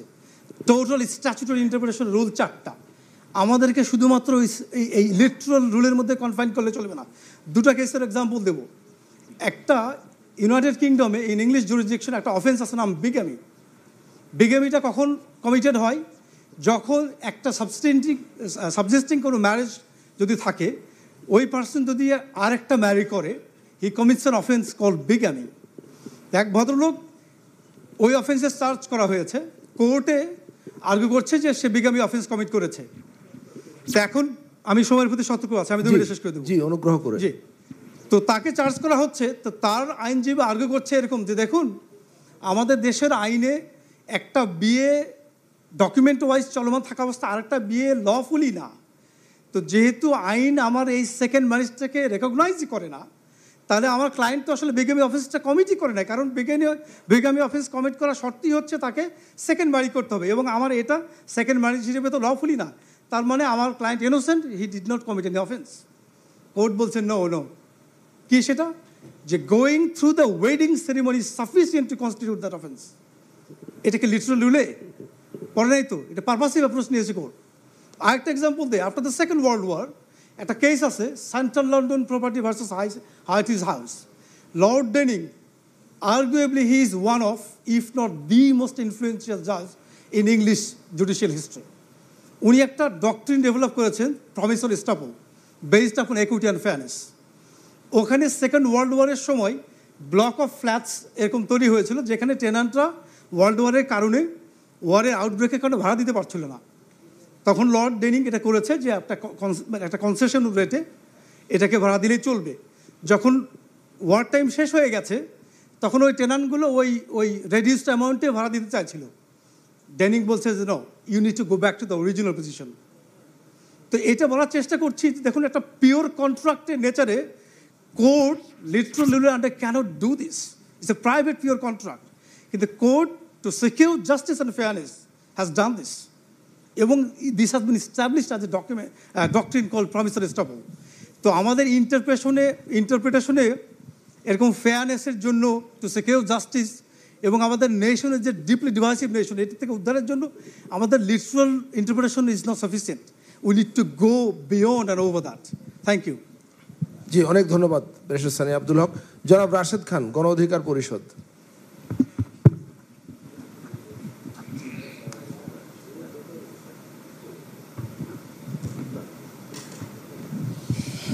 আসসালামু আলাইকুম। ঐক্যমত কমিশনকে ধন্যবাদ, তারা আবারও বাস্তবায়নের পথ আবিষ্কার করার জন্য আমাদের সাথে তারা বসেছেন। আজকে যে বিষয়ে এখানে আলোচনা হচ্ছে, বিশেষজ্ঞদের সর্বসম্মত চূড়ান্ত অভিমত নিয়ে। তো সেক্ষেত্রে যেটি বলা হয়েছে যে কনস্টিটিউশন অর্ডার, এবং আরও বলা হচ্ছে যে এটা আসলে গণভোটের মাধ্যমে বাস্তবায়ন করা। সর্বশেষ বলা হয়েছে, if the CO receive the assent of the people through a referendum, অর্থাৎ যদি গণভোটের মাধ্যমে এটা বাস্তবায়িত করতে হয় তাহলে জনগণের সম্মতি লাগবে। জনগণ যদি এটাকে রিসিভ করে, আর জনগণ যদি রিসিভ না করে, সেক্ষেত্রে আমরা আওয়ামী লীগের সাংগঠনিক কার্যক্রম নিষিদ্ধ করেছি। সেক্ষেত্রে হয়তো আওয়ামী লীগ নির্বাচনে অংশ নিতে পারছে না, বা তাদের যারা অন্যান্য অ্যাসোসিয়েটস রয়েছে। কিন্তু যারা আসলে আওয়ামী লীগকে ভোট দিতে চায়, বা তাদের দশর যারা রয়েছে, তাদের তো আপনি ভোট দেওয়া থেকে দূরে রাখতে পারবেন না। তো সেক্ষেত্রে এই যে আমরা 6 মাসের অধিক সময় ধরে আলোচনা করলাম, একটি জুলাই জাতীয় সনদ তৈরি হয়েছে। এখন মনে করেন যে আমাদের এর মধ্যে যারা আছে, আরও অনেকে এখানে জুলাই সনদে সব কিছু বাস্তবায়ন চায় না। তো সেক্ষেত্রে সব মিলিয়ে যদি না ভোটটা আসে, তাহলে কি আমাদের এই আলোচনা এটা কি ব্যর্থ হবে? আর জনগণকে নিয়ে আসলে অনেকে অনেক কথা বলতে ভয় পান। সংস্কারের যে আলাপটা, একজন কৃষক, একজন শ্রমিক, একজন রিক্সা চালক, তিনি কি আসলেই আমাদের এই আলাপটা বোঝার সেই ধরনের বাস্তবতা আছে? এইটা তো আমাদের মানতে হবে। যদি জনগণকে এইটা আপনি বোঝাতে চান, তাহলে জনগণকে প্রশিক্ষণ দিতে হবে, দীর্ঘ সময় প্রয়োজন। তো সেক্ষেত্রে সংস্কারের যে ম্যান্ডেট জনগণ তো আপনাদের উপরে দিয়েছে, সরকারের পক্ষ থেকে কমিশন গঠিত হয়েছে। এখনও যে আলোচনা, আমি তো কোথাও ঐক্যমত দেখছি না। আদৌ কি ঐক্যমত সম্ভব? কোনো দেশে হয়েছে? ভিন্নমত তো থাকবে। এই ভিন্নমতকে যতটা সম্ভব ঐক্যমতে নিয়ে আসার দায়িত্ব তো আপনাদের। যে কারণেই তো ঐক্যমত কমিশন গঠিত হয়েছে। ডক্টর মোহাম্মদ ইউনূসের যে সরকার, এই সরকারের উপরে মানুষ ম্যান্ডেট দিয়েছে, কিন্তু এই সরকার কেন সিদ্ধান্ত নিতে পারছে না? এখানে আমরা যারা আলোচনা করছি, আপনারা আরো 6 মাস আলোচনা করলে আপনার দৃষ্টি আকর্ষণ করব, আপনি যে সাবজেক্টের উপরে কথা বলেন, আপনি একটা গ্রস বক্তব্য দিচ্ছেন। জি, আমি আশা করি যে আপনি টু দি পয়েন্ট কথা বলবেন। আমার মনে হয় আমি এই সাবজেক্টের উপরেই বলছি। আমি যেটা বলছি, আমার মূল বক্তব্য হলো যে আপনাদের সিদ্ধান্ত নিতে হবে। ঐক্যমত কমিশনকে আমরা যে মতামত দিয়েছি দলগুলো, তার ভিত্তিতে আপনাদের একটি সিদ্ধান্তে আসতে হবে। আপনাদের কাছে মানুষ ম্যান্ডেট দিয়েছে সেই সিদ্ধান্ত নেওয়ার। আপনারা যদি সেই সিদ্ধান্তে উপনীত না হতে পারেন, আমাদের পক্ষে দলগুলো কখনোই সিদ্ধান্তে আসতে পারবে না। হয়তো আমরা আলোচনা করেছি এই 2 দিন বিএনপির সাথে বা জামাতের সাথে, গণতন্ত্র মঞ্চের সাথে, 12 দলীয় জোটের সাথে হয়তো আমাদের অনানুষ্ঠানিক আলোচনা হয়েছে, কিন্তু আমরা দেখেছি এই আলোচনার মাধ্যমে কোনোভাবেই আমরা ঐক্যমতে আসতে পারতেছি না। তো কাউকে তো সিদ্ধান্ত নিতে হবে। এনসিপি গণপরিষদের কথা বলছে, আমরা মনে করেন গণভোটের কথা বলছি, কেউ বলছে অধ্যাদেশের কথা, কেউ বলছে সাংবিধানিক বিশেষ অর্ডারের কথা। এগুলোই তো চলতেছে। এখনও তো আমরা আজকের দিনেও তো একমতে আসতে পারিনি। তা আমি আমাদের দলের পক্ষ থেকে যেটি বলতে চাই, এবি পার্টির মতন আমরাও ফ্লেক্সিবল। সবাই যে বিষয়ে একমতে আসবে আমাদের কোনো আপত্তি নাই, কিন্তু সিদ্ধান্ত আপনাদের নেওয়ার দায়িত্ব দেশের জনগণ দিয়েছে। আমাদের পক্ষ থেকে বিনীত অনুরোধ, সেই সিদ্ধান্ত নেন। যদি এই সিদ্ধান্ত নিতে নিতে আমরা যদি দ্বিধাদ্বন্দ্বের মধ্যে থাকি, তাহলে নির্বাচনটা যথাসময়ে হওয়ার সম্ভাবনা নাই আমার কাছে যেটি মনে হচ্ছে। এবং যদি এই নির্বাচনটা না হয়, সেক্ষেত্রে মাননীয় প্রধান উপদেষ্টা তিনি তো গত পরশুদিন বলেছেন, যদি নির্বাচনটা নিয়ে নানান ধরনের সংকট সৃষ্টি হয়, সেক্ষেত্রে আওয়ামী ফ্যাসিবাদ ফিরে আসবে। আমাদের ভিতরে যে আপনার নানান ধরনের দ্বিধা বিভাজন, এই সুযোগে তো আমরা দেখছি কিভাবে আওয়ামী লীগের মিছিল ডে বাই ডে বড় হচ্ছে। এই বাস্তবতা তো ঐক্যমত কমিশন আমাদের থেকে আরও বেশি ভালো বুঝছে। আর আপনারা সরকারের পার্ট না হলেও সরকার আপনাদেরকে দায়িত্ব দিয়েছে। সুতরাং নির্বাচন নিয়ে সংশয় সংকট সৃষ্টি হলে কিভাবে আওয়ামী লীগ ফিরতে পারে সেটি বোঝার বোধগম্যতা আমাদের সবার আছে। দ্বিতীয়ত, জনগণ আপনাদের উপরে সংস্কার করার ম্যান্ডেট দিয়েছে, গণহত্যার দৃশ্যমান বিচারে পদক্ষেপ নেওয়ার জন্য সরকারের উপর মানুষের দায়িত্ব দিয়েছে। ঐক্যমত কমিশনকে সরকার প্রধান উপদেষ্টা নিজে এটা গঠন করেছেন এবং প্রধান উপদেষ্টা যেহেতু এই কমিশনের প্রধান, সুতরাং এটা তো সরকারের বাইরে না। সুতরাং আমি সর্বশেষ বলবো, আপনারা সিদ্ধান্তে উপনীত হন। আপনারা সিদ্ধান্ত না নিলে এইখানে আমরা যারা আছি সবাইকে খুশি করে কোনো সিদ্ধান্ত আপনারা নিতে পারবেন না। ধন্যবাদ। রাশেদ, আপনাকে একটু আপনি এলাও করলে আমি জি স্যার, আপনি বলেন, অবশ্যই আপনি বলবেন না কেন। আপনি এলাও করলে আমি বলি। প্রথম কথা হচ্ছে, জাতীয় ঐক্যমত্য কমিশন আসলে সিদ্ধান্ত নেয়ার প্রাতিষ্ঠানিক জায়গা নয়, কারণ ইমপ্লিমেন্টেশনটা সরকার করবে, রাজনৈতিক দলেরা করবেন। ফলে আমরা পরামর্শ দিতে পারি এবং এটাই আমাদের ম্যান্ডেট। যেটা বলছেন সেটা হচ্ছে প্রজ্ঞাপন। আমাদের প্রজ্ঞাপনের মধ্য দিয়ে ম্যান্ডেটটা হচ্ছে আমাদের পরামর্শ দেওয়া, সেটা আমরা দেব। সেই কারণেই কথাবার্তাগুলো দেখুন, আমরা যখন শুরু করেছি তখন 166টা কথাও যদি বলেন, অনেকের অনেক মত ছিল, তারপর অনেক জায়গায় তো আসলাম। আলাপ আলোচনাটার জরুরি তাৎপর্যটা হচ্ছে আপনারা মতভিন্নতা আছে, আমরা তো আশা করি মতভিন্নতা কমবে, কারণ আলাপ আলোচনার মধ্য দিয়ে যতদূর কাছাকাছি আসা যায় সেটাকে আমাদের চেষ্টা করতে হবে। ঐক্যমত্য কমিশন নিজে কোনো কিছু ইম্পোজ করবে না। আমি প্রথম দিন থেকে বলে এসেছি, আমি আবারও বলি, যতদিন ঐক্যমত্য কমিশনের দায়িত্বে আমরা থাকবো, প্রতিদিন আমরা বলবো আমরা কিছু ইম্পোজ করতে চাই না। আমরা সকলে মিলে যেখানে আসতে পারবে ভালো, যেখানে পারবো না সেখানে যদি ভিন্ন মতগুলো থাকে বাস্তবায়নের ক্ষেত্রে আমরা কিছু বিকল্প সরকারকে পরামর্শ দিতে পারি। আমি একটু আগে বলেছি এক বা একাধিক পরামর্শ আমরা চাই, একাধিক, যাতে সরকারের জন্য, যদি না আপনারা সকলে একমত হন, সকলে একমত হলে একটি, সকলে একমত না হলে একাধিক আমাদের প্রস্তাব দিতে হবে, আমরা সেই পরামর্শটা দেব। সেটা হচ্ছে কমিশনের অবস্থান। দ্বিতীয় বিষয়টা একটা আপনি একাডেমিক কোয়ারি হিসেবে নিতে পারেন, আপনার রেসপন্ড করার দরকার নেই, আমি জাস্ট প্রশ্ন হিসেবে, গণভোটে মানুষ সংস্কার বুঝবে না, কিন্তু আপনি ম্যানিফেস্টোতে দিলে সংস্কার বুঝে তাকে ভোট দেবে। এটার মধ্যে একটু কন্ট্রাডিকশন দেখতে পাচ্ছেন কি? আমি দেখতে পাচ্ছি। কারণ হচ্ছে আপনারা বলছেন যে আগামী নির্বাচনে যারা নির্বাচিত হবেন তারা সেই সব জনপ্রতিনিধিরা তো রাজনৈতিক দল থেকে আসবেন, এই নাগরিকরাই ভোট দেবেন। তারা ওইটা বুঝে টুঝে ঠিক করবেন যে কারা গেলে সংস্কার হবে অথবা হবে না। কিন্তু এখন সংস্কারের কথা বললে গণভোটে গেলে ওনারা একদমই বুঝতে পারবেন না। এটা একটু একটু দ্বিধার মধ্যে পড়ে যাই আর কি আপনার কথা শুনলে। সাম্প্রতিককালে যে সমস্ত জনমত জরিপ বেরিয়েছে সেগুলোর প্রতি আপনার মনোযোগ আকর্ষণ করি। লোকজন যে একেবারেই সংস্কার নিয়ে কিছুই ভাবছেন না, সকলে ভাবছেন তা বলছি না, 18 কোটি মানুষ, 19 কোটি মানুষ সকলে সংস্কার নিয়ে চিন্তিত হয়ে পড়ছেন, নিদ্রাহীন রাত্রি যাপন করছেন, আমি তা বলছি না। কিন্তু একটা সাবস্ট্যান্টিভ মেজরিটি প্রশ্ন করা হলে কিন্তু সেই প্রশ্নের উত্তরে সংস্কারের কথা বলছেন, তারা আশা করছেন। প্রত্যাশাটা কমতে শুরু করেছে, সেটাও বাস্তবতা, কিন্তু তাদের প্রায়োরিটির প্রথম 3টার বাইরে এখন পর্যন্ত চলে গেছেন, আমি কিন্তু তা দেখিনি।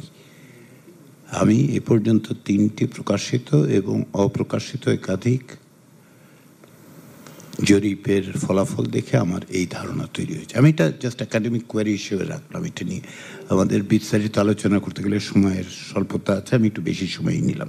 ধন্যবাদ স্যার। আমি 10 সেকেন্ডে আপনার কথাটা একটু বলতে চাই। আমাদের যে মূল বক্তব্য, যেহেতু গণ অভ্যুত্থানের মাধ্যমে জনগণ আপনাদেরকে ম্যান্ডেট দিয়েছে সংস্কার করার, বিচার করার এবং নির্বাচন করার, এবং আপনি যেটি বললেন স্যার যে এই 3টা বিষয়ে জনগণের অভিমত আছে, আমরাও তো এই বিষয়গুলো ব্যক্ত করেছি।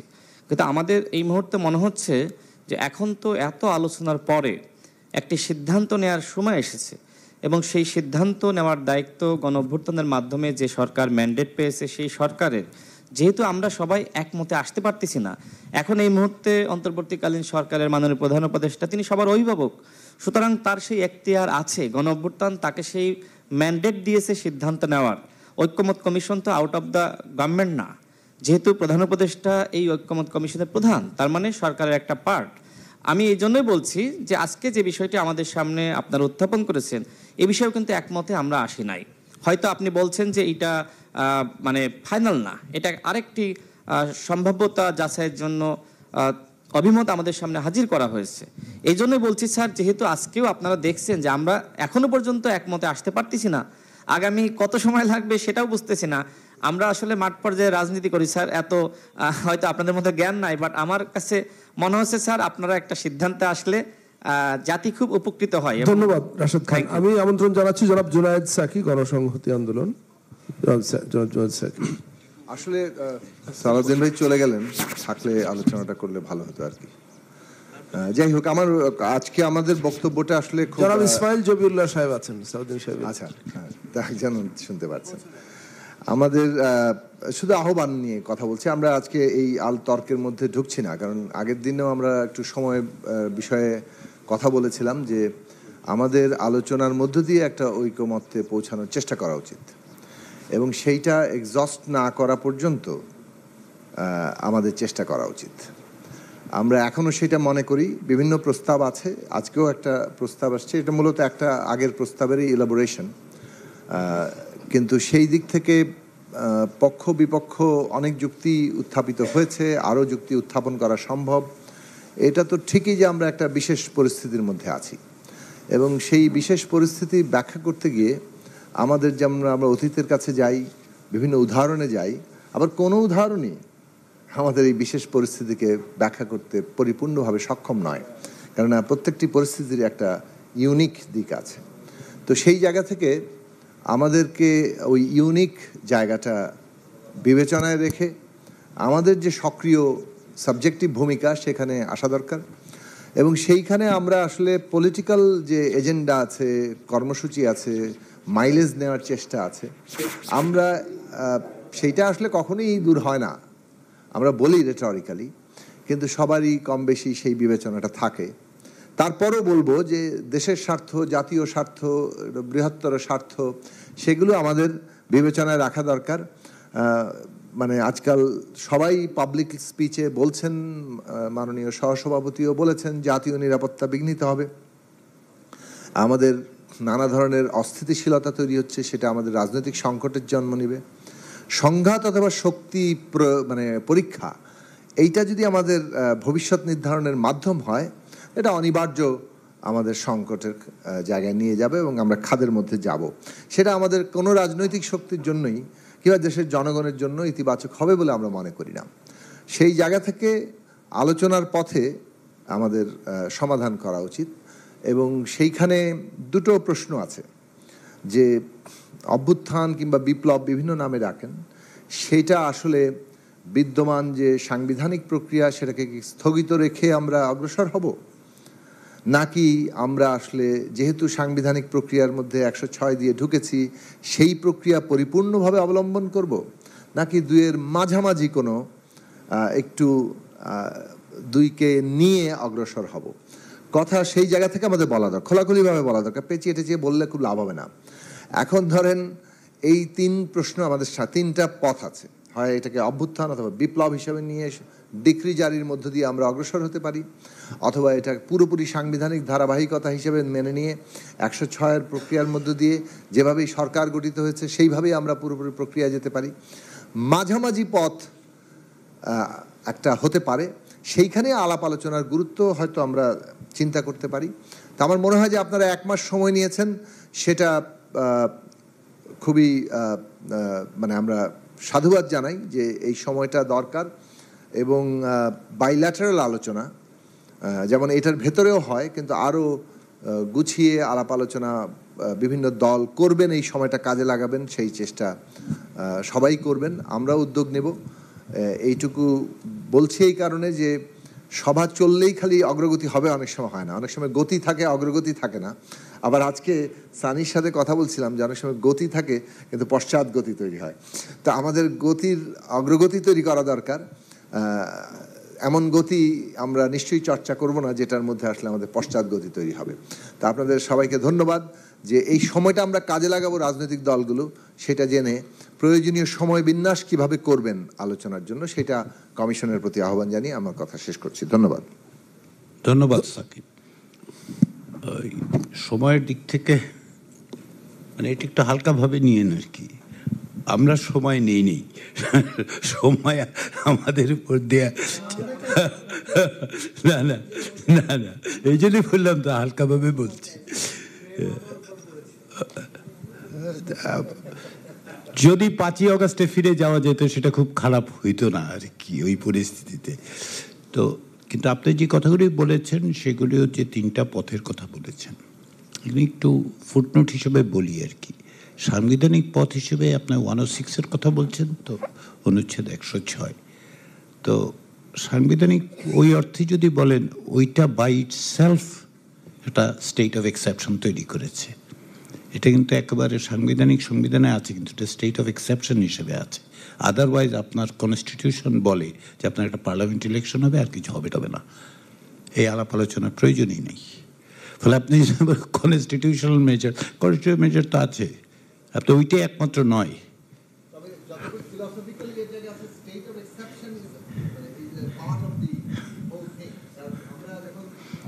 ডিফাইন করি, ডিফাইন করার বাইরে অনেক জিনিস থাকে যে বাইরেটা ধরে নিয়ে কিন্তু স্টেট অফ এক্সেপশনটা তৈরি হয়। সো ফিলোসফিক্যালি এই তর্ক আছে যে আমি স্টেট অফ এক্সেপশন আরেকদিন আমরা না হয় করব আরেকদিন আমরা না হয় করবো। কিন্তু আমি এই কথাটা এই কারণে বললাম, তার ইমপ্লিকেশনসটা আমি বলি যেটা জাভেদও তুলেছেন অন্যরা, যে কিছুটা বিবেচনা করা দরকার যে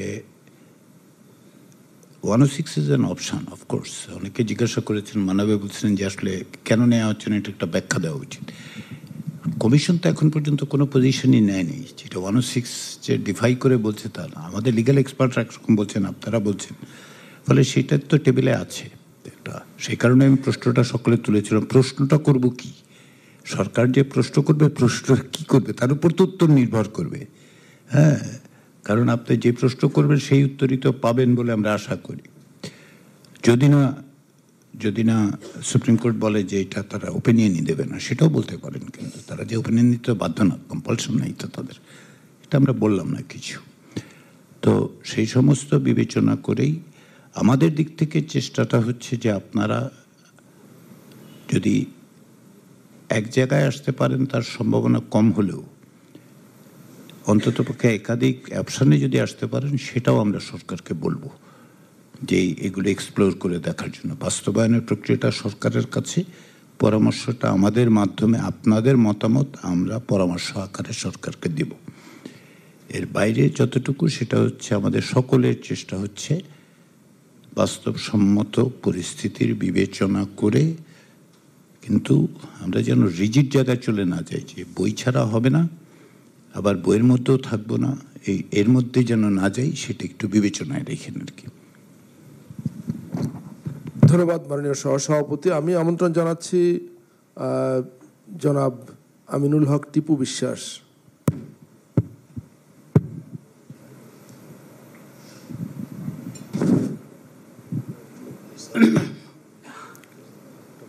মাননীয় সহসভাপতি এবং উপস্থিত সাথীগণ,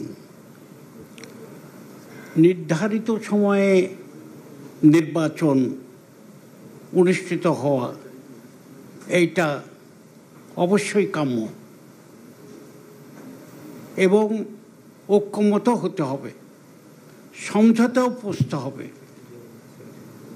অতএব এই সব বিষয়গুলো যদি গিভ অ্যান্ড টেক না হয়, কিছু যদি আমি ছাড়তে না চাই, কিছু দিতে না চাই, তাহলে এটা হবে না। অতএব এই জায়গায় পৌঁছতে আমরা কতটুকু পারবো সেইটাতে আমি সন্দিহান আছি। অতএব আমি যেটা মনে করি বা আমার দল মনে করে, কোনো মতেই নির্বাচন পিছানোর কোনো সুযোগ নাই। নির্দিষ্ট সময়ে নির্বাচন অনুষ্ঠিত হবে এবং আমাদের ঐক্যমতে পৌঁছাতে হবে, সমঝোতায় আসতে হবে। কিন্তু বিলম্ব করলে পানি ঘোলা হবে, ঘোলা পানিতে মাছ ধরার চেষ্টা করা হবে, তাতে জাতীয় সংকট হবে, এবং গভীরতর সংকটের মধ্যে আমাদের অস্তিত্ব হারিয়ে যাবে। আমি এর আগে সব আলোচনা হয়েছে, আমার আগে সাকিব বলেছে, আমি তার আলোচনার সূত্র ধরেই আমার আলোচনা শেষ করছি। আমি আলোচনা বাড়াতে চাই না। আপনাদের সবাইকে অশেষ ধন্যবাদ। জি, ধন্যবাদ জনাব টিপু বিশ্বাস। আমি আমন্ত্রণ জানাচ্ছি জনাব ডাক্তার মোহাম্মদ মিজানুর রহমান, সাধারণ সম্পাদক, গণফোরাম। ধন্যবাদ। আজকের ঐক্যমত্য কমিশনের সম্মানিত সভাপতি, সদস্যগণ এবং বিভিন্ন রাজনৈতিক দলের নেতৃবৃন্দ, আসলে আমরা আমাদের দল গণফোরামের পক্ষ থেকে সবসময় চাই যে জন আকাঙ্ক্ষা আছে এবং এই জুলাই অভ্যুত্থানের পরে আমাদের সাংবিধানিক যে সকল প্রতিষ্ঠান যেগুলো নানাভাবে বিশৃঙ্খলার মধ্য দিয়ে পরিচালিত হচ্ছিল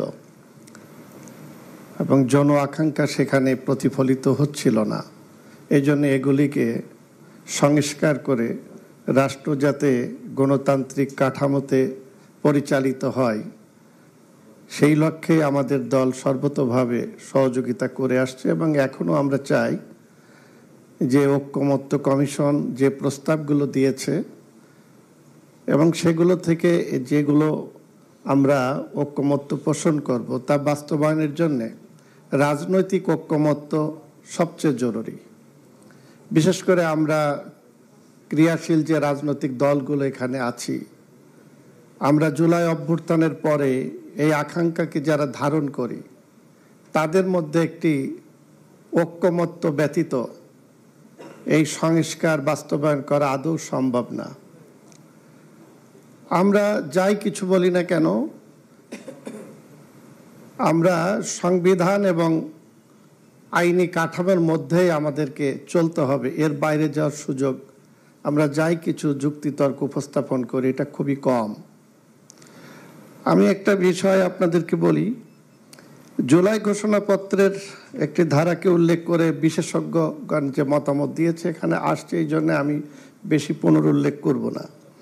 সংবিধান নিয়ে আমরা খুব কম কথাই ইদানিং বলি, কারণ আমাদের দলের প্রতিষ্ঠাতা ডক্টর কামাল হোসেন 1972-এর এই সংবিধান প্রণয়ন কমিটির চেয়ারম্যান ছিলেন।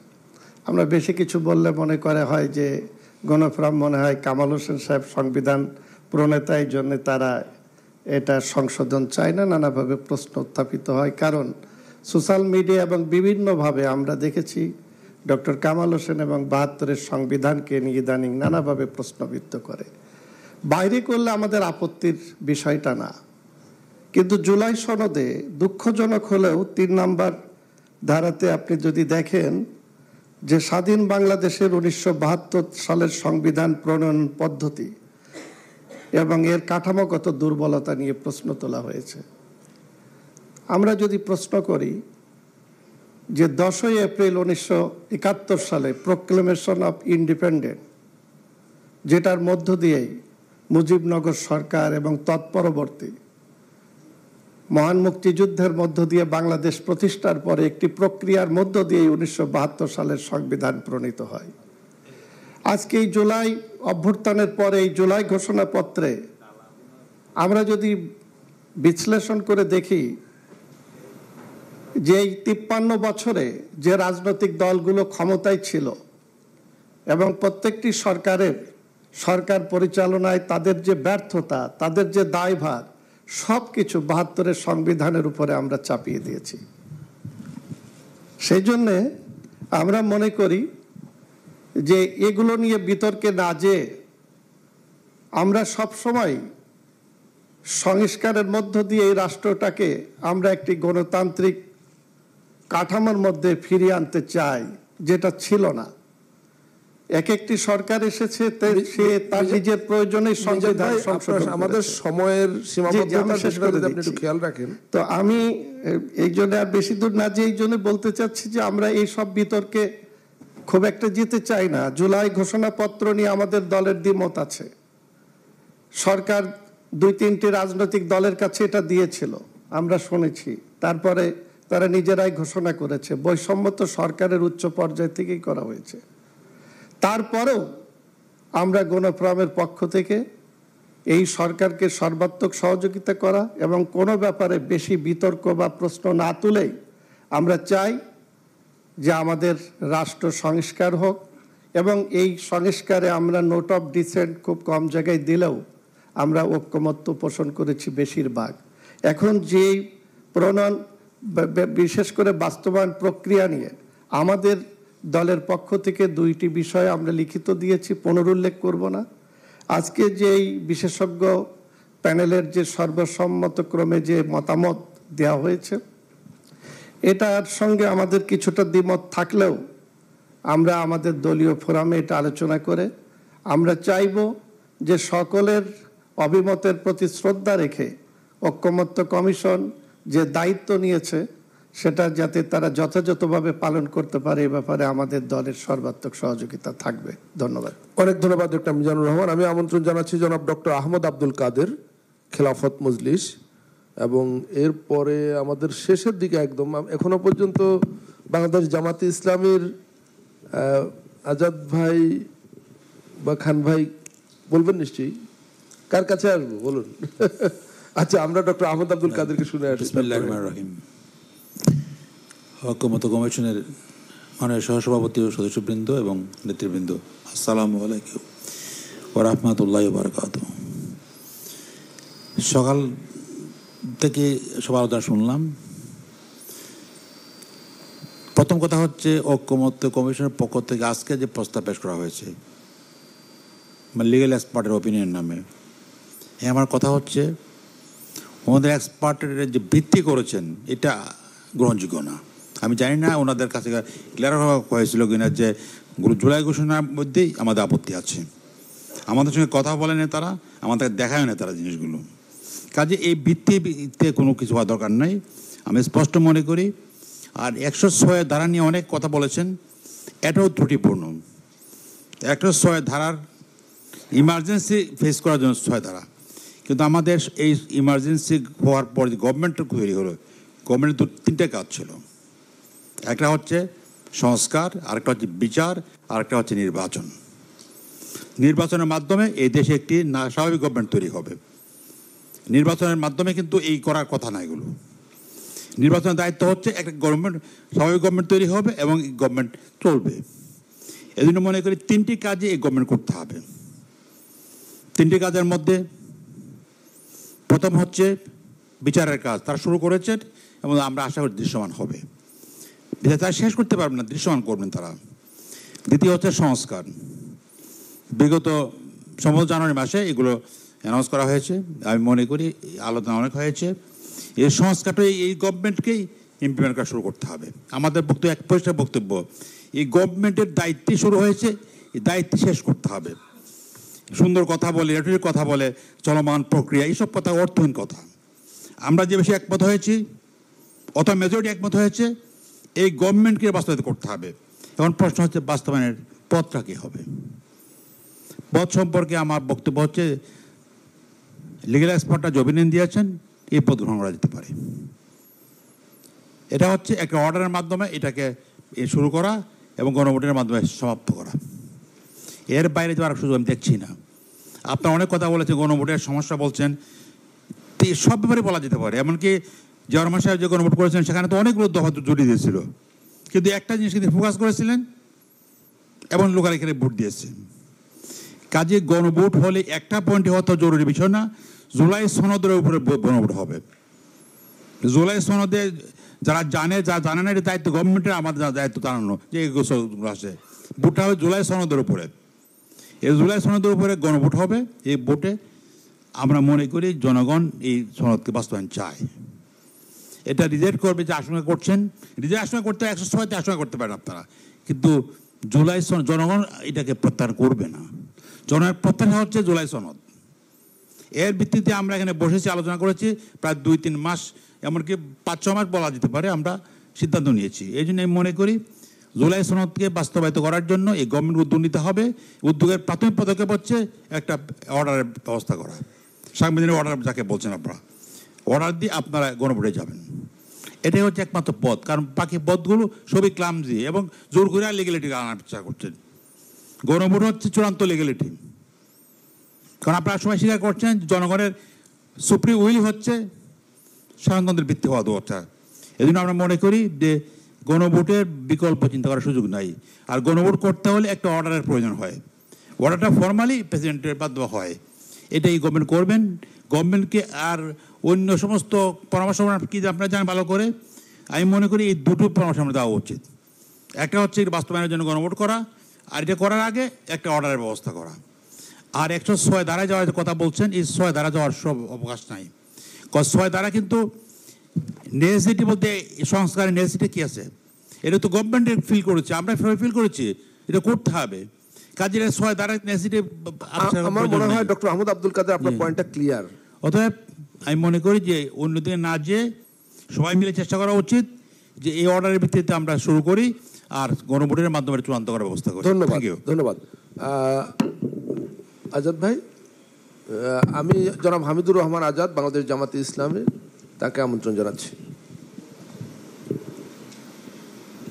আসসালামু আলাইকুম রহমতুল্লাহ। মাননীয় সভাপতি, কমিশনের সদস্যবৃন্দ, সম্মানিত নেতৃবৃন্দ, সকাল থেকে আমরা যে আলোচনাটা করছি এটা একটা ধারাবাহিক আলোচনা। গত বৃহস্পতিবার, এরপরে আবার মাননীয় চিফ অ্যাডভাইজারের নেতৃত্বে আরেকদিন, আজকে তৃতীয় দিনে আলোচনা হচ্ছে। বিষয় একটাই, জুলাই সনদ কিভাবে আমরা বাস্তবায়ন করতে যাচ্ছি সেটার প্রক্রিয়া উদ্ভাবনই হচ্ছে এই আলোচনার বিষয়বস্তু। আলোচনা তো বেশ হয়েছে, আরো আলোচনার দাবি রাখতে পারে যদি আমরা কনক্লুশনে পৌঁছতে না পারি। এখানে সুযোগ আছে, যেহেতু কমিশনের মেয়াদ বৃদ্ধি পেয়েছে। আমরা সরকারকে এই জায়গায় ধন্যবাদ জানাচ্ছি যে আমাদের মতামত ছিল, অনুরোধ ছিল, সেটা রক্ষা করেছেন।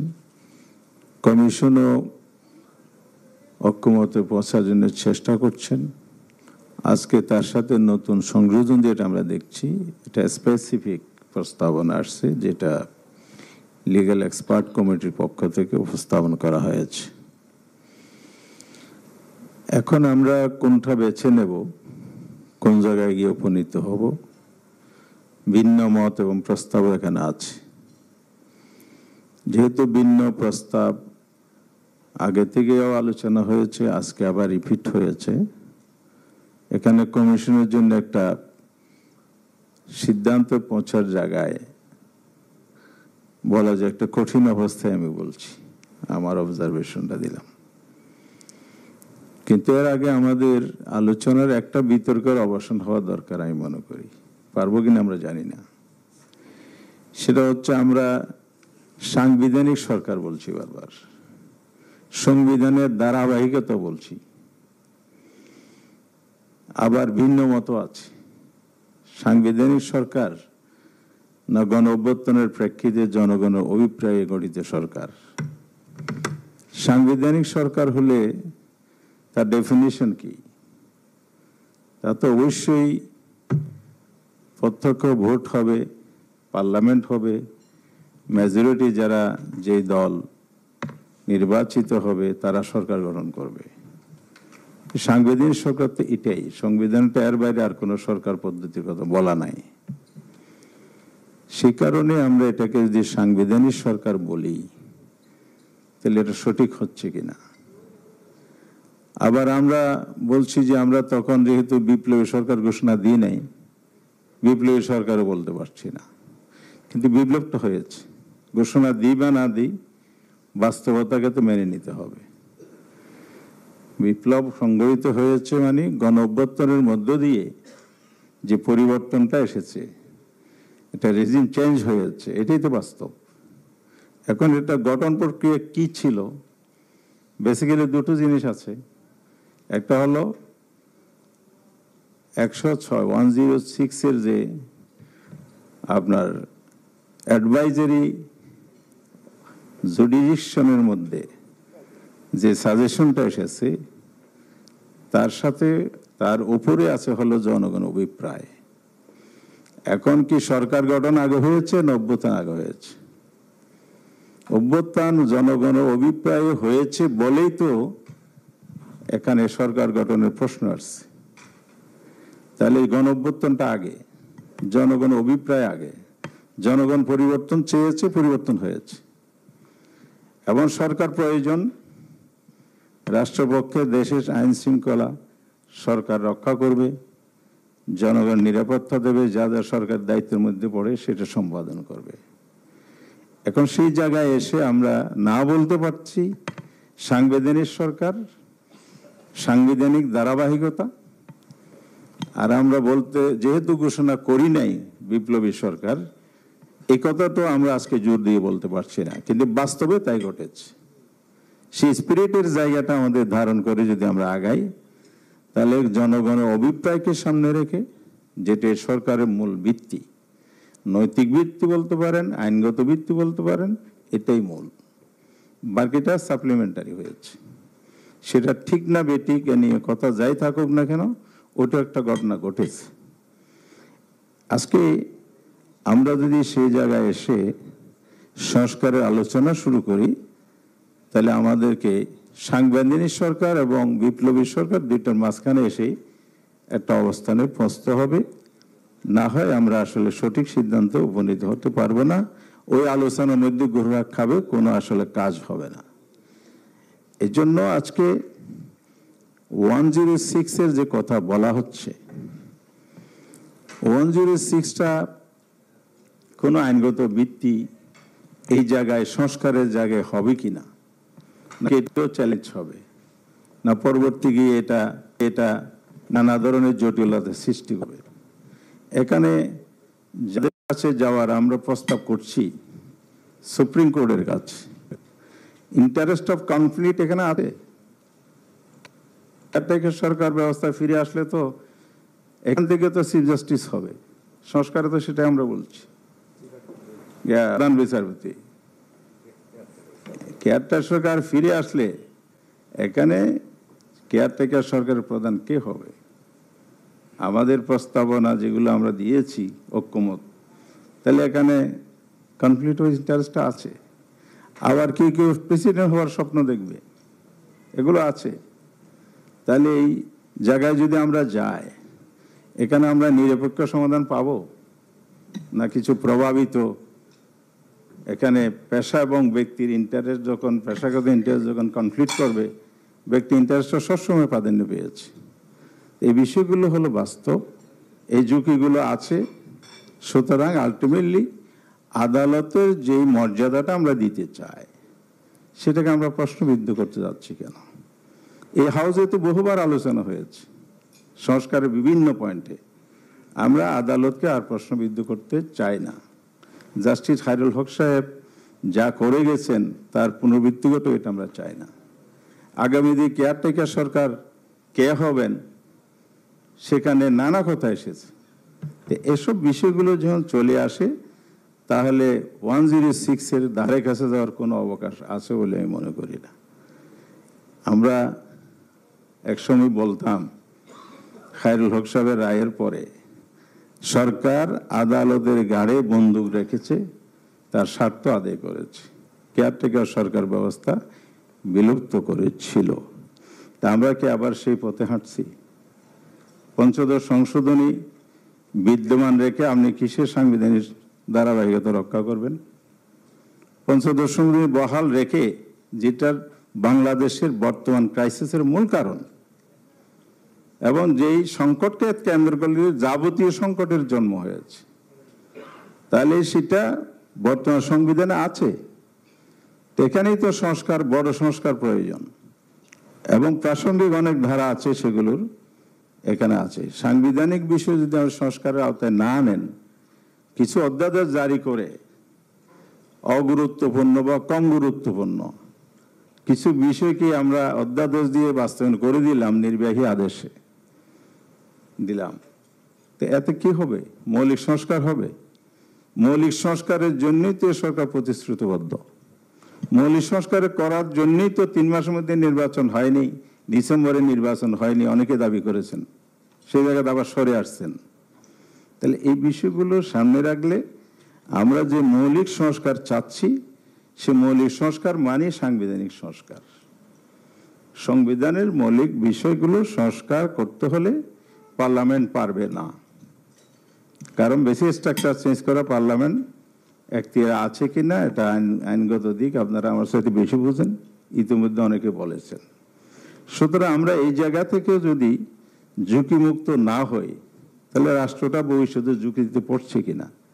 কারণ এত একটা পরিবর্তনের পরে আমরা যদি সঠিক ওয়েতে যদি ওয়ার্ক করতে না পারি এবং আমরা যদি বাস্তবতা মেনে নিতে না পারি, তাহলে আমরা যে সংকট সেই সংকটের মধ্যেই থাকব। রাষ্ট্র ঝুঁকিতে পড়বে, জনগণও পড়বে, দেশের যে নিরাপত্তা সংকটের কথা বলছেন এসব কিছু প্রশ্ন থেকেই যাবে। সেটার জন্যে আমি বলতে চাই 106 কোনো সমাধান নয়। সমাধানের রাস্তা হচ্ছে দেশের স্বার্থে বলছি আমরা, জনগণের স্বার্থ আমরাও বলছি, অনেকেই বলেছেন। দেশের স্বার্থ কোনটা, জনগণের স্বার্থ কোনটা? দেশের জনগণ এবং আমাদের দেশ জাতি হিসেবে একটি কথাইতে আমরা ঐক্যবদ্ধ। ফ্যাসিস্টের পুনরাবর্তন আমরা চাই না। ফ্যাসিস্ট শাসকের আমলের যে সংবিধান, সে সংবিধান ধারাবাহিকতা রেখে যদি আমরা সেই সমাধান খুঁজতে যাই, সে সমাধান আসবে না এখানে। সুতরাং জনগণের অভিপ্রায়ে যে সরকার গঠিত হয়েছে, সেই সরকারেই তার সমাধানের পথ বের করতে পারে। ঐক্যমত্য কমিশন সুপারিশ দিতে পারে, প্রয়োজনে আলোচনা আরও হবে।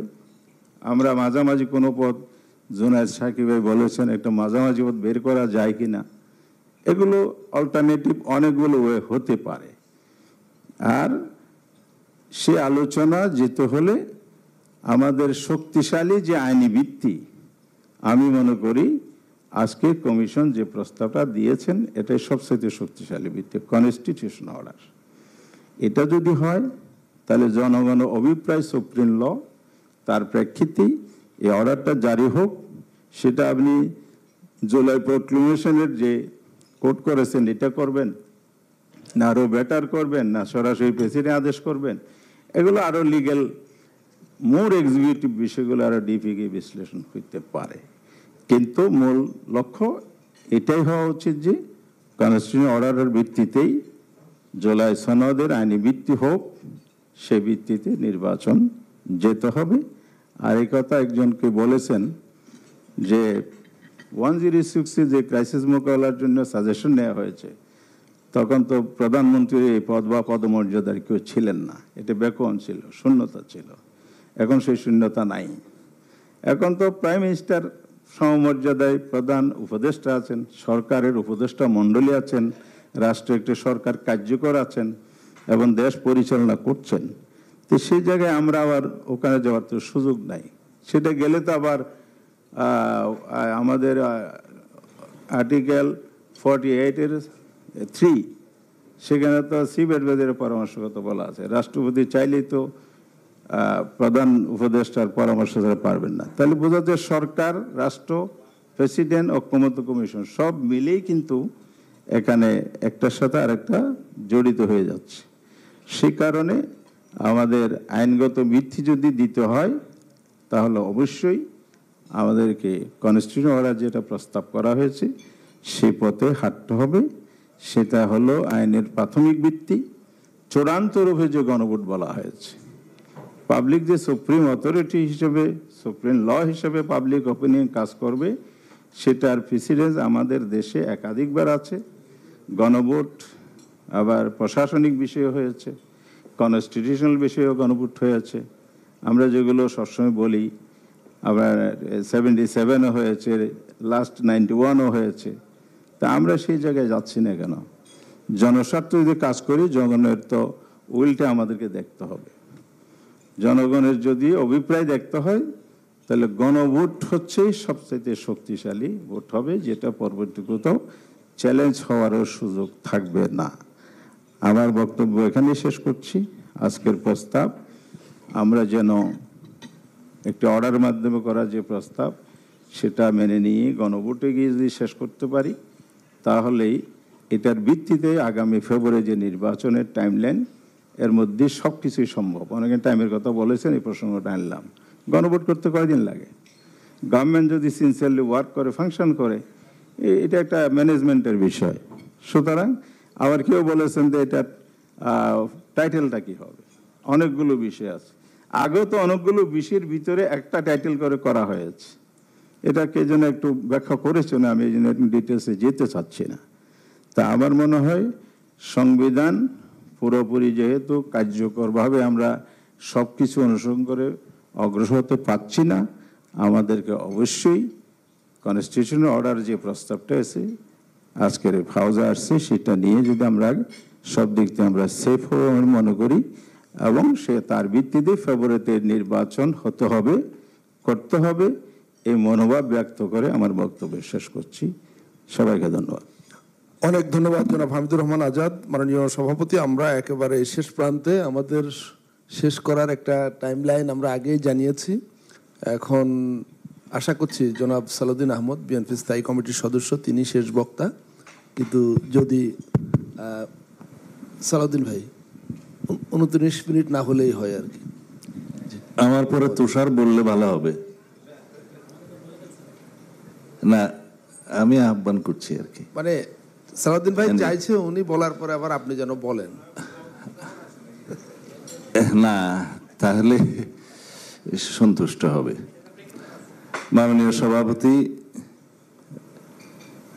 সদস্যবৃন্দ, জাতীয় নেতৃবৃন্দ, আসসালামু আলাইকুম। আমি বক্তব্য সবার শোনার মধ্য দিয়ে আমার কাছে মনে হয়েছে যে আজকে স্ক্রল নিউজে দেখছি প্রফেসর মোহাম্মদ ইউনূস একনেক সভায় সভাপতিত্ব করেছেন প্রধান উপদেষ্টা হিসাবে। তো উনি আছেন কি নাই, আমার কাছে জিনিসটা একটু পরিষ্কার করা দরকার। এখন যে বক্তব্য আসে বলছে যে এটা না সাংবিধানিক সরকার না বিপ্লবী সরকার, মাঝামাঝি কি সরকার সেটা নির্ধারণ হওয়া দরকার। সরকারের মেয়াদ 1 বছরের বেশি হয়ে গিয়েছে, তা এখন এটা সাংবিধানিক ধারাবাহিকতা আছে কি নাই সেই প্রশ্নে এখন যদি বিতর্ক হয়, তাহলে সেই বিষয়টা আমি আগে একটু 1 মিনিটে ক্লিয়ার করি। মানে প্রধান উপদেষ্টার শপথ গ্রহণের মধ্য দিয়ে সাংবিধানিক ধারাবাহিকতা রক্ষা হয়েছে এবং সাংবিধানিক ধারাবাহিক সরকার হিসাবে তিনি নিজে ভাষণ দিয়েছেন এবং জাতি রিকগনাইজ করেছে। এখন তাকে প্রধানমন্ত্রী ডাকা হবে না কেন সেই প্রশ্ন উঠেছে। যদি প্রধানমন্ত্রীর পরামর্শে রাষ্ট্রপতি 106 অনুসারে সুপ্রিম কোর্টের কাছে মতামত চাইবেন, সেটা যদি বিদ্যমান থাকে, তাহলে কেন প্রধানমন্ত্রীর পরামর্শ ব্যতি রেখে রাষ্ট্রপতি 106-এ গেলেন সুপ্রিম কোর্টে, সেই প্রশ্ন উত্থাপিত হয়েছে। তাহলে কি ফ্যাসিস্ট হাসিনার দস্তখতে অ্যাডভাইজারি রুল চাওয়ার জন্য প্রেসিডেন্টকে দিলে ভালো হতো? বিষয় হচ্ছে প্রেসিডেন্ট চাইতে পারেন, সমস্ত কার্য প্রেসিডেন্ট করতে পারেন বিদ্যমান সংবিধান অনুসারে, 2টা বাদে বাকিগুলো প্রধানমন্ত্রীর অ্যাডভাইস নিতে হবে। এই তো প্রধানমন্ত্রীর অ্যাডভাইস কেন নেয় নাই সেই প্রশ্নটা তো উত্থাপন হয়েছে। আমার প্রশ্ন হলো, রাষ্ট্রপতি সেই অ্যাডভাইজারি রুলটা সুপ্রিম কোর্টের কাছে চাইলেন, সুপ্রিম কোর্ট সেই পরামর্শ দিয়েছে, সেই প্রশ্ন সুপ্রিম কোর্ট উত্থাপন হতে পারত যে প্রেসিডেন্ট এটা এখানে পাঠাতে পারেন কিনা। এবং আর্টিকেল 111 এবং 112 অনুসারে রাষ্ট্রের সংবিধান অনুযায়ী তখনকার বিদ্যমান এবং এখনকার বিদ্যমান জুডিশিয়ারির এভরি ডিসিশন এক্সিকিউটিভ এবং জুডিশিয়ারির লোয়ার অ্যান্ড হায়ার সব জুডিশিয়ারি মানতে বাধ্য। এখন যদি সেই প্রভিশন আমরা না যাই, তাহলে জুডিশিয়ারির কোনো ডিসিশন এক্সিকিউটিভ যদি না মানে, তাহলে রাষ্ট্র সবসময় নৈরাজ্য হবে। এই জন্যই এই কাভারেজগুলো দেয়া হয়েছে। দ্বিতীয় প্রশ্ন হলো লেজিটিমেসি অফ দি গভর্নমেন্ট। এটাকে যেই নামেই ডাকা হোক, প্রধান উপদেষ্টা হিসাবে অন্তর্বর্তীকালীন সরকারের এবং অন্যান্য উপদেষ্টাদের শপথ গ্রহণ করানোর জন্য সুপ্রিম কোর্ট মতামত দিয়েছে। সরকারটা হচ্ছে ইন্টারিম গভর্নমেন্ট, কিন্তু সরকার প্রধানের নাম হচ্ছে প্রধান উপদেষ্টা ডেজিগনেশন এবং অন্যান্য উপদেষ্টা, সেই নামেই সরকার চলছে। এবং এই লেজিটিমেসি নিয়ে একটা রিট একজন সুপ্রিম কোর্টের লয়ার করেছিলেন বলে আমি শুনেছি, সেটা হার্ড হয় নাই। কিন্তু এই ডিসিশনটা জুডিশিয়ারি যদি দিত তাহলে ভালো হতো। এখন ইন্টারিম গভর্নমেন্টের শপথ গ্রহণের জন্য যে সুপ্রিম কোর্ট মতামত দিয়েছে সেটার ইন্টারপ্রিটেশন তাদের কাছেই তো আবার যাবে। তারা রিভিউ করে কি বলবে যে আমরা যে মতামত দিয়েছিলাম সেটা ইনভ্যালিড? তাহলে রাষ্ট্রটা কোথায় দাঁড়ায়? কনস্টিটিউশনাল ভ্যাকুয়াম সৃষ্টি হয়। সেটার বেনিফিশিয়ারি কে হবে? এটার কনসিকুয়েন্স কি হবে? আমরা কি কখনো চিন্তা করেছি? আর বলা হচ্ছে এটা বিপ্লবী সরকার যেহেতু হয় নাই, সাংবিধানিক সরকারও যেহেতু হয় কিনা আছে কিনা জানি না, কেউ বলেছে এই যে মধ্যবর্তী সরকার মানে এটা অভিপ্রায়ের সরকার। সেই অভিপ্রায়টা কোথায় ব্যক্ত হয়েছে বলছেন যে জুলাই ঘোষণাপত্রে উল্লেখ আছে, এবং সেই ঘোষণাপত্র অনুসারে আজকে আপনারা লিগ্যাল এক্সপার্টদের যে কাগজটা দিয়েছেন সেটা আমাদের সামনে আছে, রেফারেন্সটা ওখানে নিয়েছে। একজন বলেছেন এটার সোর্স অফ পাওয়ার কি, ভ্যালিডিটি কি। আমার এক ভাই বলেছেন এটা হচ্ছে সোর্স অফ অ্যাসপিরেশন অথবা লিগ্যালিটি। কোনটা? জুলাই ঘোষণাপত্র সোর্স অফ অ্যাসপিরেশন হতে পারে, বাট এটার কোনো লিগ্যালিটি এখনো নাই। সেখানে আমি আর্টিকেল বলতে চাই না, অনেকে আপনারা ঘোষণাপত্রেরটা আর্টিকেল বলেছেন। দফা 22, 25 এবং 27 তিনটা জায়গায় তিনভাবে এই জিনিসগুলো বিবৃত আছে, কিন্তু মূল বক্তব্য একটা হচ্ছে নিয়মতান্ত্রিক পদ্ধতিতে বাংলাদেশের জনগণ সংবিধানের গণতান্ত্রিক সংস্কারের অভিপ্রায় ব্যক্ত করছে, এবং 25 বলছে আয়োজিতব্য জাতীয় সংসদ নির্বাচনের মাধ্যমে গঠিত জাতীয় সংসদে প্রতিশ্রুত প্রয়োজনীয় সাংবিধানিক সংস্কারের মাধ্যমে মানুষের প্রত্যাশা পূরণের অভিপ্রায় ব্যক্ত করছে। 27 বলছে যে এই ঘোষণাপত্র এবং গণ অভ্যুত্থানের, ওখানে ঘোষণাপত্র নাই, গণ অভ্যুত্থান 2024 উপযুক্ত রাষ্ট্রীয় এবং সাংবিধানিক স্বীকৃতি প্রদান করা হবে। পরবর্তী নির্বাচনে নির্বাচিত সরকারের সংস্কারকৃত সংবিধানে, এখানে সরকারের শব্দটা ভুল লেখা হয়েছে, পরবর্তী নির্বাচনে নির্বাচিত সংসদে হবে, সেটা ঘোষণাপত্রে এই শব্দটি ভুল। সংবিধানের তফসিলে এই ঘোষণাপত্র সন্নিবেশিত করা হবে। এগুলো তো সব করা হবে, হয়েছে নয়। যদি হয়েছে বলা হতো তাহলে সেটা নিয়ে প্রশ্ন উঠত। করা হবে বলেছে, কোন ফোরামে করা হবে, কখন করা হবে সেটা ব্যক্ত করা হয়েছে, সে অভিপ্রায়। এখন যদি সেই করা হয়েছে ভিত্তি ধরে যদি লিগ্যাল এক্সপার্টটা সেখান থেকে সোর্স অফ অ্যাসপিরেশন অথবা লিগ্যালিটি নিয়ে যে কাগজটা রেডি করেছে, সেটা আমি বলবো যে তারা দিতে পারে, তবে এটা আলোচনার জন্য ভালো। এখন প্রশ্ন আসছে এই সাংবিধানিক ধারাবাহিকতা আমরা আছি কিনা, সেই প্রশ্ন আমরা আগে দিয়েছি, আছি। দ্বিতীয় প্রশ্ন হচ্ছে জুলাই ঘোষণাপত্র ঐতিহাসিক এবং জাতীয় ঘোষণা, সেই দফাগুলো এখানে উল্লেখ করা কতটা রিলেভেন্ট? আমি মনে করি রিলেভেন্ট, বিকজ এই ঘোষণাপত্র জাতির সামনে একটা বিশাল আনুষ্ঠানিকতার মধ্য দিয়ে যে প্রকাশিত হয়েছে, এই অভিপ্রায়গুলো তো জনগণ ব্যক্ত করেছে। সুতরাং এই ঘোষণাপত্রটা ঠিক, কিন্তু সেটা ধারণ করার জন্য, কন্টেইন করার জন্য প্রসেস বলা আছে, সময় বলা আছে, ফোরাম বলা আছে। এইটার বিরোধিতা করে আমরা দুই একজন হয়তো প্রেসে অথবা রাস্তায় কথা বলতে পারি, স্বাধীনতা আছে, কিন্তু সারা জাতি তো এটাকে, এই ঘোষণাপত্রকে ধারণ করে, এই সেন্টিমেন্টটাকে ধারণ করে। গণ অভ্যুত্থানের সেন্টিমেন্ট এটা, অভিপ্রায় এটা।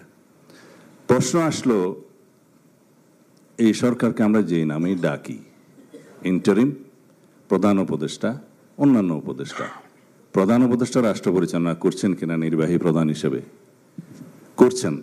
এই নির্বাহী প্রধানকে নির্বাহী প্রধান হিসাবে রাষ্ট্র পরিচালনার বিষয়ে চ্যালেঞ্জড হওয়ার পরে জুডিশিয়ারি থেকে যদি কোনো ডিসিশন আসতো, তাহলে আমরা এই কোশ্চেনটা নিয়ে আগাতে পারতাম।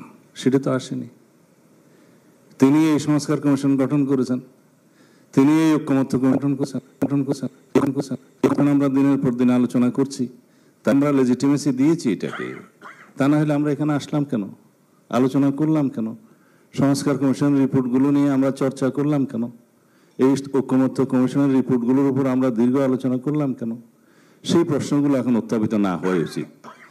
আসুন আমরা এইভাবে যাই যে সমাধান কিভাবে হবে, রাষ্ট্রীয় সমস্যা কিভাবে সমাধান করা যায়, সাংবিধানিক কোশ্চেনগুলো কিভাবে সমাধান করা যায়।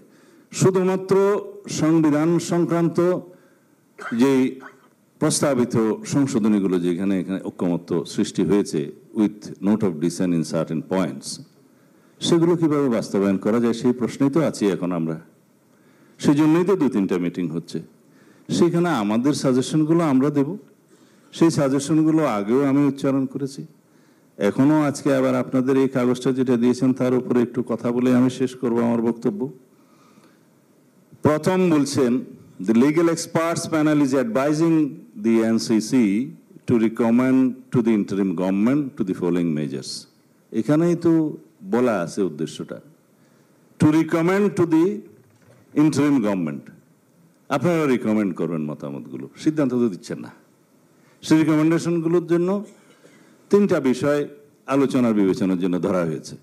The interim government may enact a constitution order। আগে স্পেশাল কনস্টিটিউশন অর্ডার বলছিল, এখন কনস্টিটিউশন অর্ডার বলছে, under the authority of article 22। এটা আর্টিকেল হবে না, জুলাই ঘোষণাপত্রের কথা বলছে। এখন বলছে সেই চার্টারের কথা, বলছে the constitution order will be immediately effective. এর উপর আমি কথা বলবো। ইমিডিয়েটলি যদি ধরে নিলাম তর্কের স্বার্থে যে কনস্টিটিউশন অর্ডারটা ইস্যু হলো, যেই করলো যেভাবে করলো ঐক্যমতের ভিত্তিতে হলো, বলা হচ্ছে ইমিডিয়েট ইফেক্টিভ হবে। তো এখানে কনস্টিটিউশনের 19টা বিষয়ে যদি এখনই ইফেক্টিভ ধরে নেওয়া হয়, তাহলে এই কনস্টিটিউশনটা অ্যামেন্ড হয়ে গেল। সেইটা কারা লেজিটিমেসি দেবে, এর ভিত্তিতে কারা জুডিশিয়ারিতে যাবে, এর ভিত্তিতে কারা রাষ্ট্র পরিচালনা করবে, তাদের সেই লেজিটিমেসিটা যদি আমরা এই ফোরাম থেকে অ্যাপ্রুভ করি, সেটা আগামীকালকে জুডিশিয়ারিতে চ্যালেঞ্জড হবে না, আমরা কি কেউ বলতে পারি? তখন কি আদেশটা আসবে সেই প্রশ্নের জন্যই আমরা আর্টিকেল 106 সুপ্রিম কোর্টের মতামতের জন্য বলছি যে এই government supreme special constitutional order অথবা এক্সট্রা কনস্টিটিউশনাল অর্ডার অথবা কনস্টিটিউশনাল অর্ডার অথবা অন্য কোনোভাবে এই সংবিধানের পরিবর্তন আনতে পারেন কিনা। এক নাম্বার 2-তে যাই, দি constitutional order May thereafter be put to a referendum to be held on the same date as the next general election. The constitutional order may include the provision for referendum. আসুন referendum নিয়ে 2টা কথা বলি। যদি এই constitutional অর্ডারটা issue হলো, সবাই অনুমোদন করলো, এখানে এটা রেফারেন্ডাম নেক্সট জাতীয় সংসদ ইলেকশনের একই দিনে আরেকটা ব্যালট দিয়ে রেফারেন্ডাম নেওয়ার কথা বলা হচ্ছে। এখানে 2টা দিক থাকতে পারে। সংসদ নির্বাচনে সংসদ সদস্যদেরকে ভোট দেওয়ার মধ্য দিয়ে ন্যাশনালি যে ভোটটা কাউন্ট হবে, যারা ভোট প্রদান করবেন তার মধ্যে মেজরিটি পিপুল যদি রেফারেন্ডামের পক্ষে ভোট দেয়, মানে এই সংস্কারের পক্ষে, সেটা ইয়েস বলা হবে। তো মেজরিটি ভোটার যারা ভোট যারা পাবে তারাই সরকার গঠন করবে। তো সাপোজ ধরে নিলাম জোট অথবা দল, তাহলে সেটা তো এমনিতেই এই প্রতিশ্রুতির মধ্যে আছে, তারা বাস্তবায়ন করবে। রেফারেন্ডাম দিয়ে এটা একটু ডবলের লাগা হলো, যে শক্ত করা হলো, মানলাম। সেই রেফারেন্ডাম তো অবশ্যই আমাদেরকে ফেস করতে হবে, কারণ যে সংস্কারগুলো আমরা প্রস্তাব করছি, যে সংশোধনীগুলো, সেখানে মৌলিক বিষয়গুলো আছে, সেগুলো অ্যাপ্রুভাল নিতে গেলে অবশ্যই কনস্টিটিউশনের আগের প্রভিশন যেহেতু ফেরত এসছে, আর্টিকেল 142 রিইনস্টেট হয়েছে, ধরে নিলাম 15th অ্যামেন্ডমেন্টের জাজমেন্টের মধ্য দিয়ে, সেখানে তো রেফারেন্ডাম অবশ্যই যাবে। তো বিফোর রেফারেন্ডাম এবং আবার আফটার রেফারেন্ডাম 2টাতে যাবেন, ডিসাইড করতে হবে। After referendum is a must, কারণ ওখানে মৌলিক সংশোধনীগুলো আসবে, সেগুলো অ্যাপ্রুভালের জন্য ফাইনাল অথরিটি হিসেবে জনগণের কাছে যেতে হবে। আর্টিকেল 142 অনুসারে কয়টা রেফারেন্ডাম করবেন চিন্তা করেন। থার্ডে আসি, if the constitution order receives the accent of the people through a referendum, it will be validated with effect from the date of its enactment. That means আজকে যদি এটাকে আপনি with effect then from to date, সেটা সেই date থেকে কার্যকরী হবে। তবে সেই ডেট থেকে যদি কার্যকরী হয়, কনস্টিটিউশনের ওই প্রভিশনসগুলো সেই ডেট থেকে অ্যামেন্ডেড হয়ে গেল, ধরে নেওয়া হলো, এবং তারপর থেকে জুডিশিয়ারি এবং অ্যাডমিনিস্ট্রেশন সেই ডেট থেকে এর উপরে কাজ করবে, ধরে নেওয়া হবে। তখন কি রকমের ওভারল্যাপিং এবং কি রকমের ইন্টারপ্রিটেশন আসবে সেটা এখন আমি বলতে চাই না। এইরকম একটা কনস্টিটিউশনাল নৈরাজ্য এবং একটা ব্যাড প্রেসিডেন্ট জাতির সামনে যদি আমরা রেখে যাই, টুডে অর টুমোরো, সোনার অর লেটার, 2 বছর পরে হোক, 5 বছর পরে হোক, সেম জিনিস, সেম প্রস্তাব, সেম কনস্টিটিউশন অর্ডার, সেম ওয়েতে রিপিল করার জন্য, অ্যামেন্ড করার জন্য, এডিশন করার জন্য, ডিলিট করার জন্য একটা আন্দোলন অথবা একটা দাবি উঠতে পারে। সেটা কি আপনারা ইন্সপায়ার করতে পারেন? এই জাতি কি কনস্টিটিউশনাল প্রসেসের মধ্যে এখন নাই? আমরা যদি কনস্টিটিউশনাল প্রসেসের মধ্যে না থাকি, আমি এপ্রিহেন্ড করছি আনকনস্টিটিউশনাল ওয়েকে আমরা ডেকে নিয়ে আসব, এবং সেটার কনসিকুয়েন্স কি হবে আপনারা সবাই আগেই সেই শঙ্কা ব্যক্ত করেছেন, সেদিকে কি আমরা নিয়ে যাচ্ছি? সুতরাং আসুন আমরা এখানে কি বিষয়ে বলছে যে 106 এর কোয়েশ্চেনটা কি হবে, রেফারেন্ডামের কোয়েশ্চেনটা যদি হয়, রেফারেন্ডাম কোয়েশ্চেনটা কি হবে? 106 এর কোয়েশ্চেনটা এটা হতে পারে যে whether any provision of the constitution can be amended অথবা repealed or addition to the constitution অথবা any constitutional order can be made by the interim government or any other authority, অথবা অন্য কোনো ওয়েতে সেটা করা যায় কিনা। শুধু এই একটা কোয়েশ্চেন নিয়ে আমরা যাই। যদি জুডিশিয়ারি মতামত দেয়, তখন এটা তো চ্যালেঞ্জ করার কথা বলছে যে লেটার অন কেউ চ্যালেঞ্জ করবে, তখন তো সেই জুডিশিয়ারির কাছেই যাবে। তখন জুডিশিয়ারির জবাব হবে যে আমাদের কাছে মতামত নিতে এসেছিল, আমরা মনে করেছি যে এটা কীভাবে করা যায়। তখন তারা তো তারা মতামতের বাইরে যে আনকনস্টিটিউশনালিটিটা অ্যালাউ করবে না। এখন এখানে অনেকে প্রশ্ন তুলছেন যে এই বিষয়টা কিভাবে আপনি ভ্যালিডিটি দেবেন। অনেকে সেই ঘুরে ফিরে কি বলে যে matter which is otherwise not legal, necessity makes it legal and lawful. অনেকে সেটা বলে যে আরো 2টা ডক্ট্রিন আছে যে safety of the people is the supreme law and also safety of the state is the supreme law. এগুলো মাথায় রেখেই তো তারা অ্যাডভাইজারি রোলটা দিবে। সুতরাং এগুলো তো আমাদের আর পুনরায় উল্লেখ করার দরকার নেই। এখন জুডিশিয়ারি কি বলতে পারে না বলতে পারে, সেই জন্য আমরা জুডিশিয়ারির কাছে যদি যেতে না চাই, তাহলে আমরা কি এই লিগ্যালিটিটা এখানে বসে দিয়ে দিতে পারবো? সেটা কি পরে চ্যালেঞ্জ হবে না? এটা ব্যাড প্রেসিডেন্ট হবে না? এমন কিছু জিনিসকে আমরা অ্যালাউ করতে পারি যে 2 দিন পরে সেটা ঠিকবে না? তাহলে কি আমরা আনসার্টেনিটিটাকে ঝুলিয়ে রাখবো না? আমরা তো বলেছি যে আমরা আসুন একটা সমাধানে যাই, যা কিছুই করেন সেগুলো একটু আগে লেজিটিমেসিটা কি হবে সেটা আমরা অ্যাডভাইসটা নিয়ে আসি।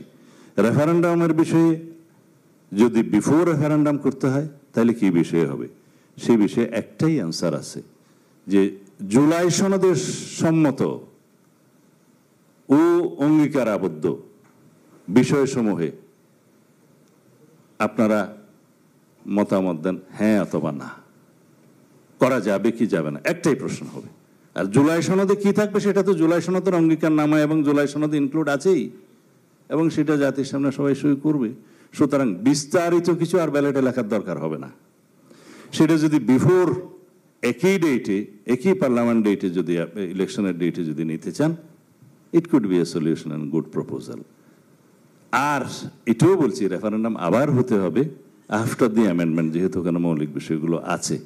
তো সুতরাং আমি আর বেশি কিছু বলে ভারী করতে চাই না। আমরা আমাদের দলীয় পজিশন থেকে কথা বলছি না, আমরা সলিউশনের জন্য কথা বলছি, ন্যাশনাল ক্রাইসিস যাতে না হয় সেই জন্য কথা বলছি। তা আমরা যদি এখন রাস্তায় কে কটা স্লোগান দিলাম ওর উপর ভিত্তি করে যদি অভিপ্রায় ব্যক্ত করি, সেটা ঠিক হবে না। আমরা আলোচনার টেবিলে আছি তো, এখানেই সমাধান হোক না। এবং এই আলোচনার টেবিলে বসতে পারাটা এই জাতির জন্য তো একটা বিশাল অপরচুনিটি, আমরা সেটাকে রিকগনাইজ করি না। তো ডিসকাশন দরকার হলে আরও হবে। আমরা এই লিগ্যাল এক্সপার্টদের সাথেও বসতে চেয়েছিলাম, যদি তারা আমাদেরকে লায়ক মনে করে বা উপযুক্ত মনে করে তাহলে আমরা কথা বলতে পারবো। অথবা মাননীয় প্রধান উপদেষ্টাকে আমরা আহ্বান করেছিলাম, যদি তিনি ছোট ছোট ক্যামেরা মিটিং করেও যদি অ্যাডভাইস নিতে চায় আমরা সেখানেও অংশগ্রহণ করব। আমরা একটা পয়েন্টে আসি, একটা ডিসিশনে আসি, আমরা এই জাতিটাকে বাঁচাই, আমরা স্বৈরাচারের পুনর্বাসন অথবা প্রত্যাবর্তনকে যেন এনকারেজ না করি, আনকনস্টিটিউশনাল কোনো শক্তিকে যেন আমরা আসার সুযোগ করে না দেই। আমরা অনেক কষ্টে অনেক রক্তের বিনিময়ে আজকে এখানে এসেছি। Let us have a discussion. আমরা we should come to a point, এবং সেই পয়েন্টটা এমন একটা লিগ্যালিটির মধ্যে দিয়ে যেতে হবে যাতে ভবিষ্যতে এটা নিয়ে কেউ আর কোয়েশ্চেন না তুলতে পারে। Thank you very much. আসসালামু আলাইকুম। ধন্যবাদ জনাব সালাউদ্দিন আহমদ। আমি মাননীয় সহসভাপতির কাছে যাচ্ছি। আমরা 5টা বাজতে আর 5 মিনিট মতো আছে, 5টার মধ্যে আমাদের শেষ করবার কথা। আমার ধারণা আর এরপরে আর ফ্লোরে আর কেউ বলবার নেই। ধন্যবাদ মনির। সবাইয়ের স্বল্পতার বিবেচনায় যেহেতু আমরা 5টায় আমাদেরকে রুমটা ছাড়তে হবে বিভিন্ন কারণে, এবং আজকের আলোচনায় আমাদের দিক থেকে আমরা বিভিন্ন রকম প্রস্তাব, আমাদের বিশেষজ্ঞ প্যানেলের আগের প্রস্তাবের বিস্তারিত তারা যেটা দিয়েছেন সেটা আমরা উপস্থাপন করেছি। আপনারা আপনাদের বক্তব্য বলেছেন। অনেকেই যেটা বলেছেন, যেহেতু এটা নতুন প্রস্তাব, মানে বিস্তারিত অর্থে নতুন প্রস্তাব, এর বাইরেও অন্যান্য প্রস্তাবগুলো কাছাকাছি আসার চেষ্টা করার জন্য কিছুটা সময় দেওয়া দরকার। আমি সকলের দিকেই বলেছি যে এই আলোচনার পর আমাদের একটা গ্যাপ দিতে হবে, কারণ হচ্ছে প্রধান উপদেষ্টাও বাইরে যাচ্ছেন, আর অন্য অনেকে হয়তো বিভিন্ন রকম ব্যস্ততা। কিন্তু সর্বোপরি যেটা আপনাদের পক্ষ থেকে বলা হয়েছে, যেটা আমরা গুরুত্বপূর্ণ বিবেচনা করছি, যে এটা নিয়ে একটু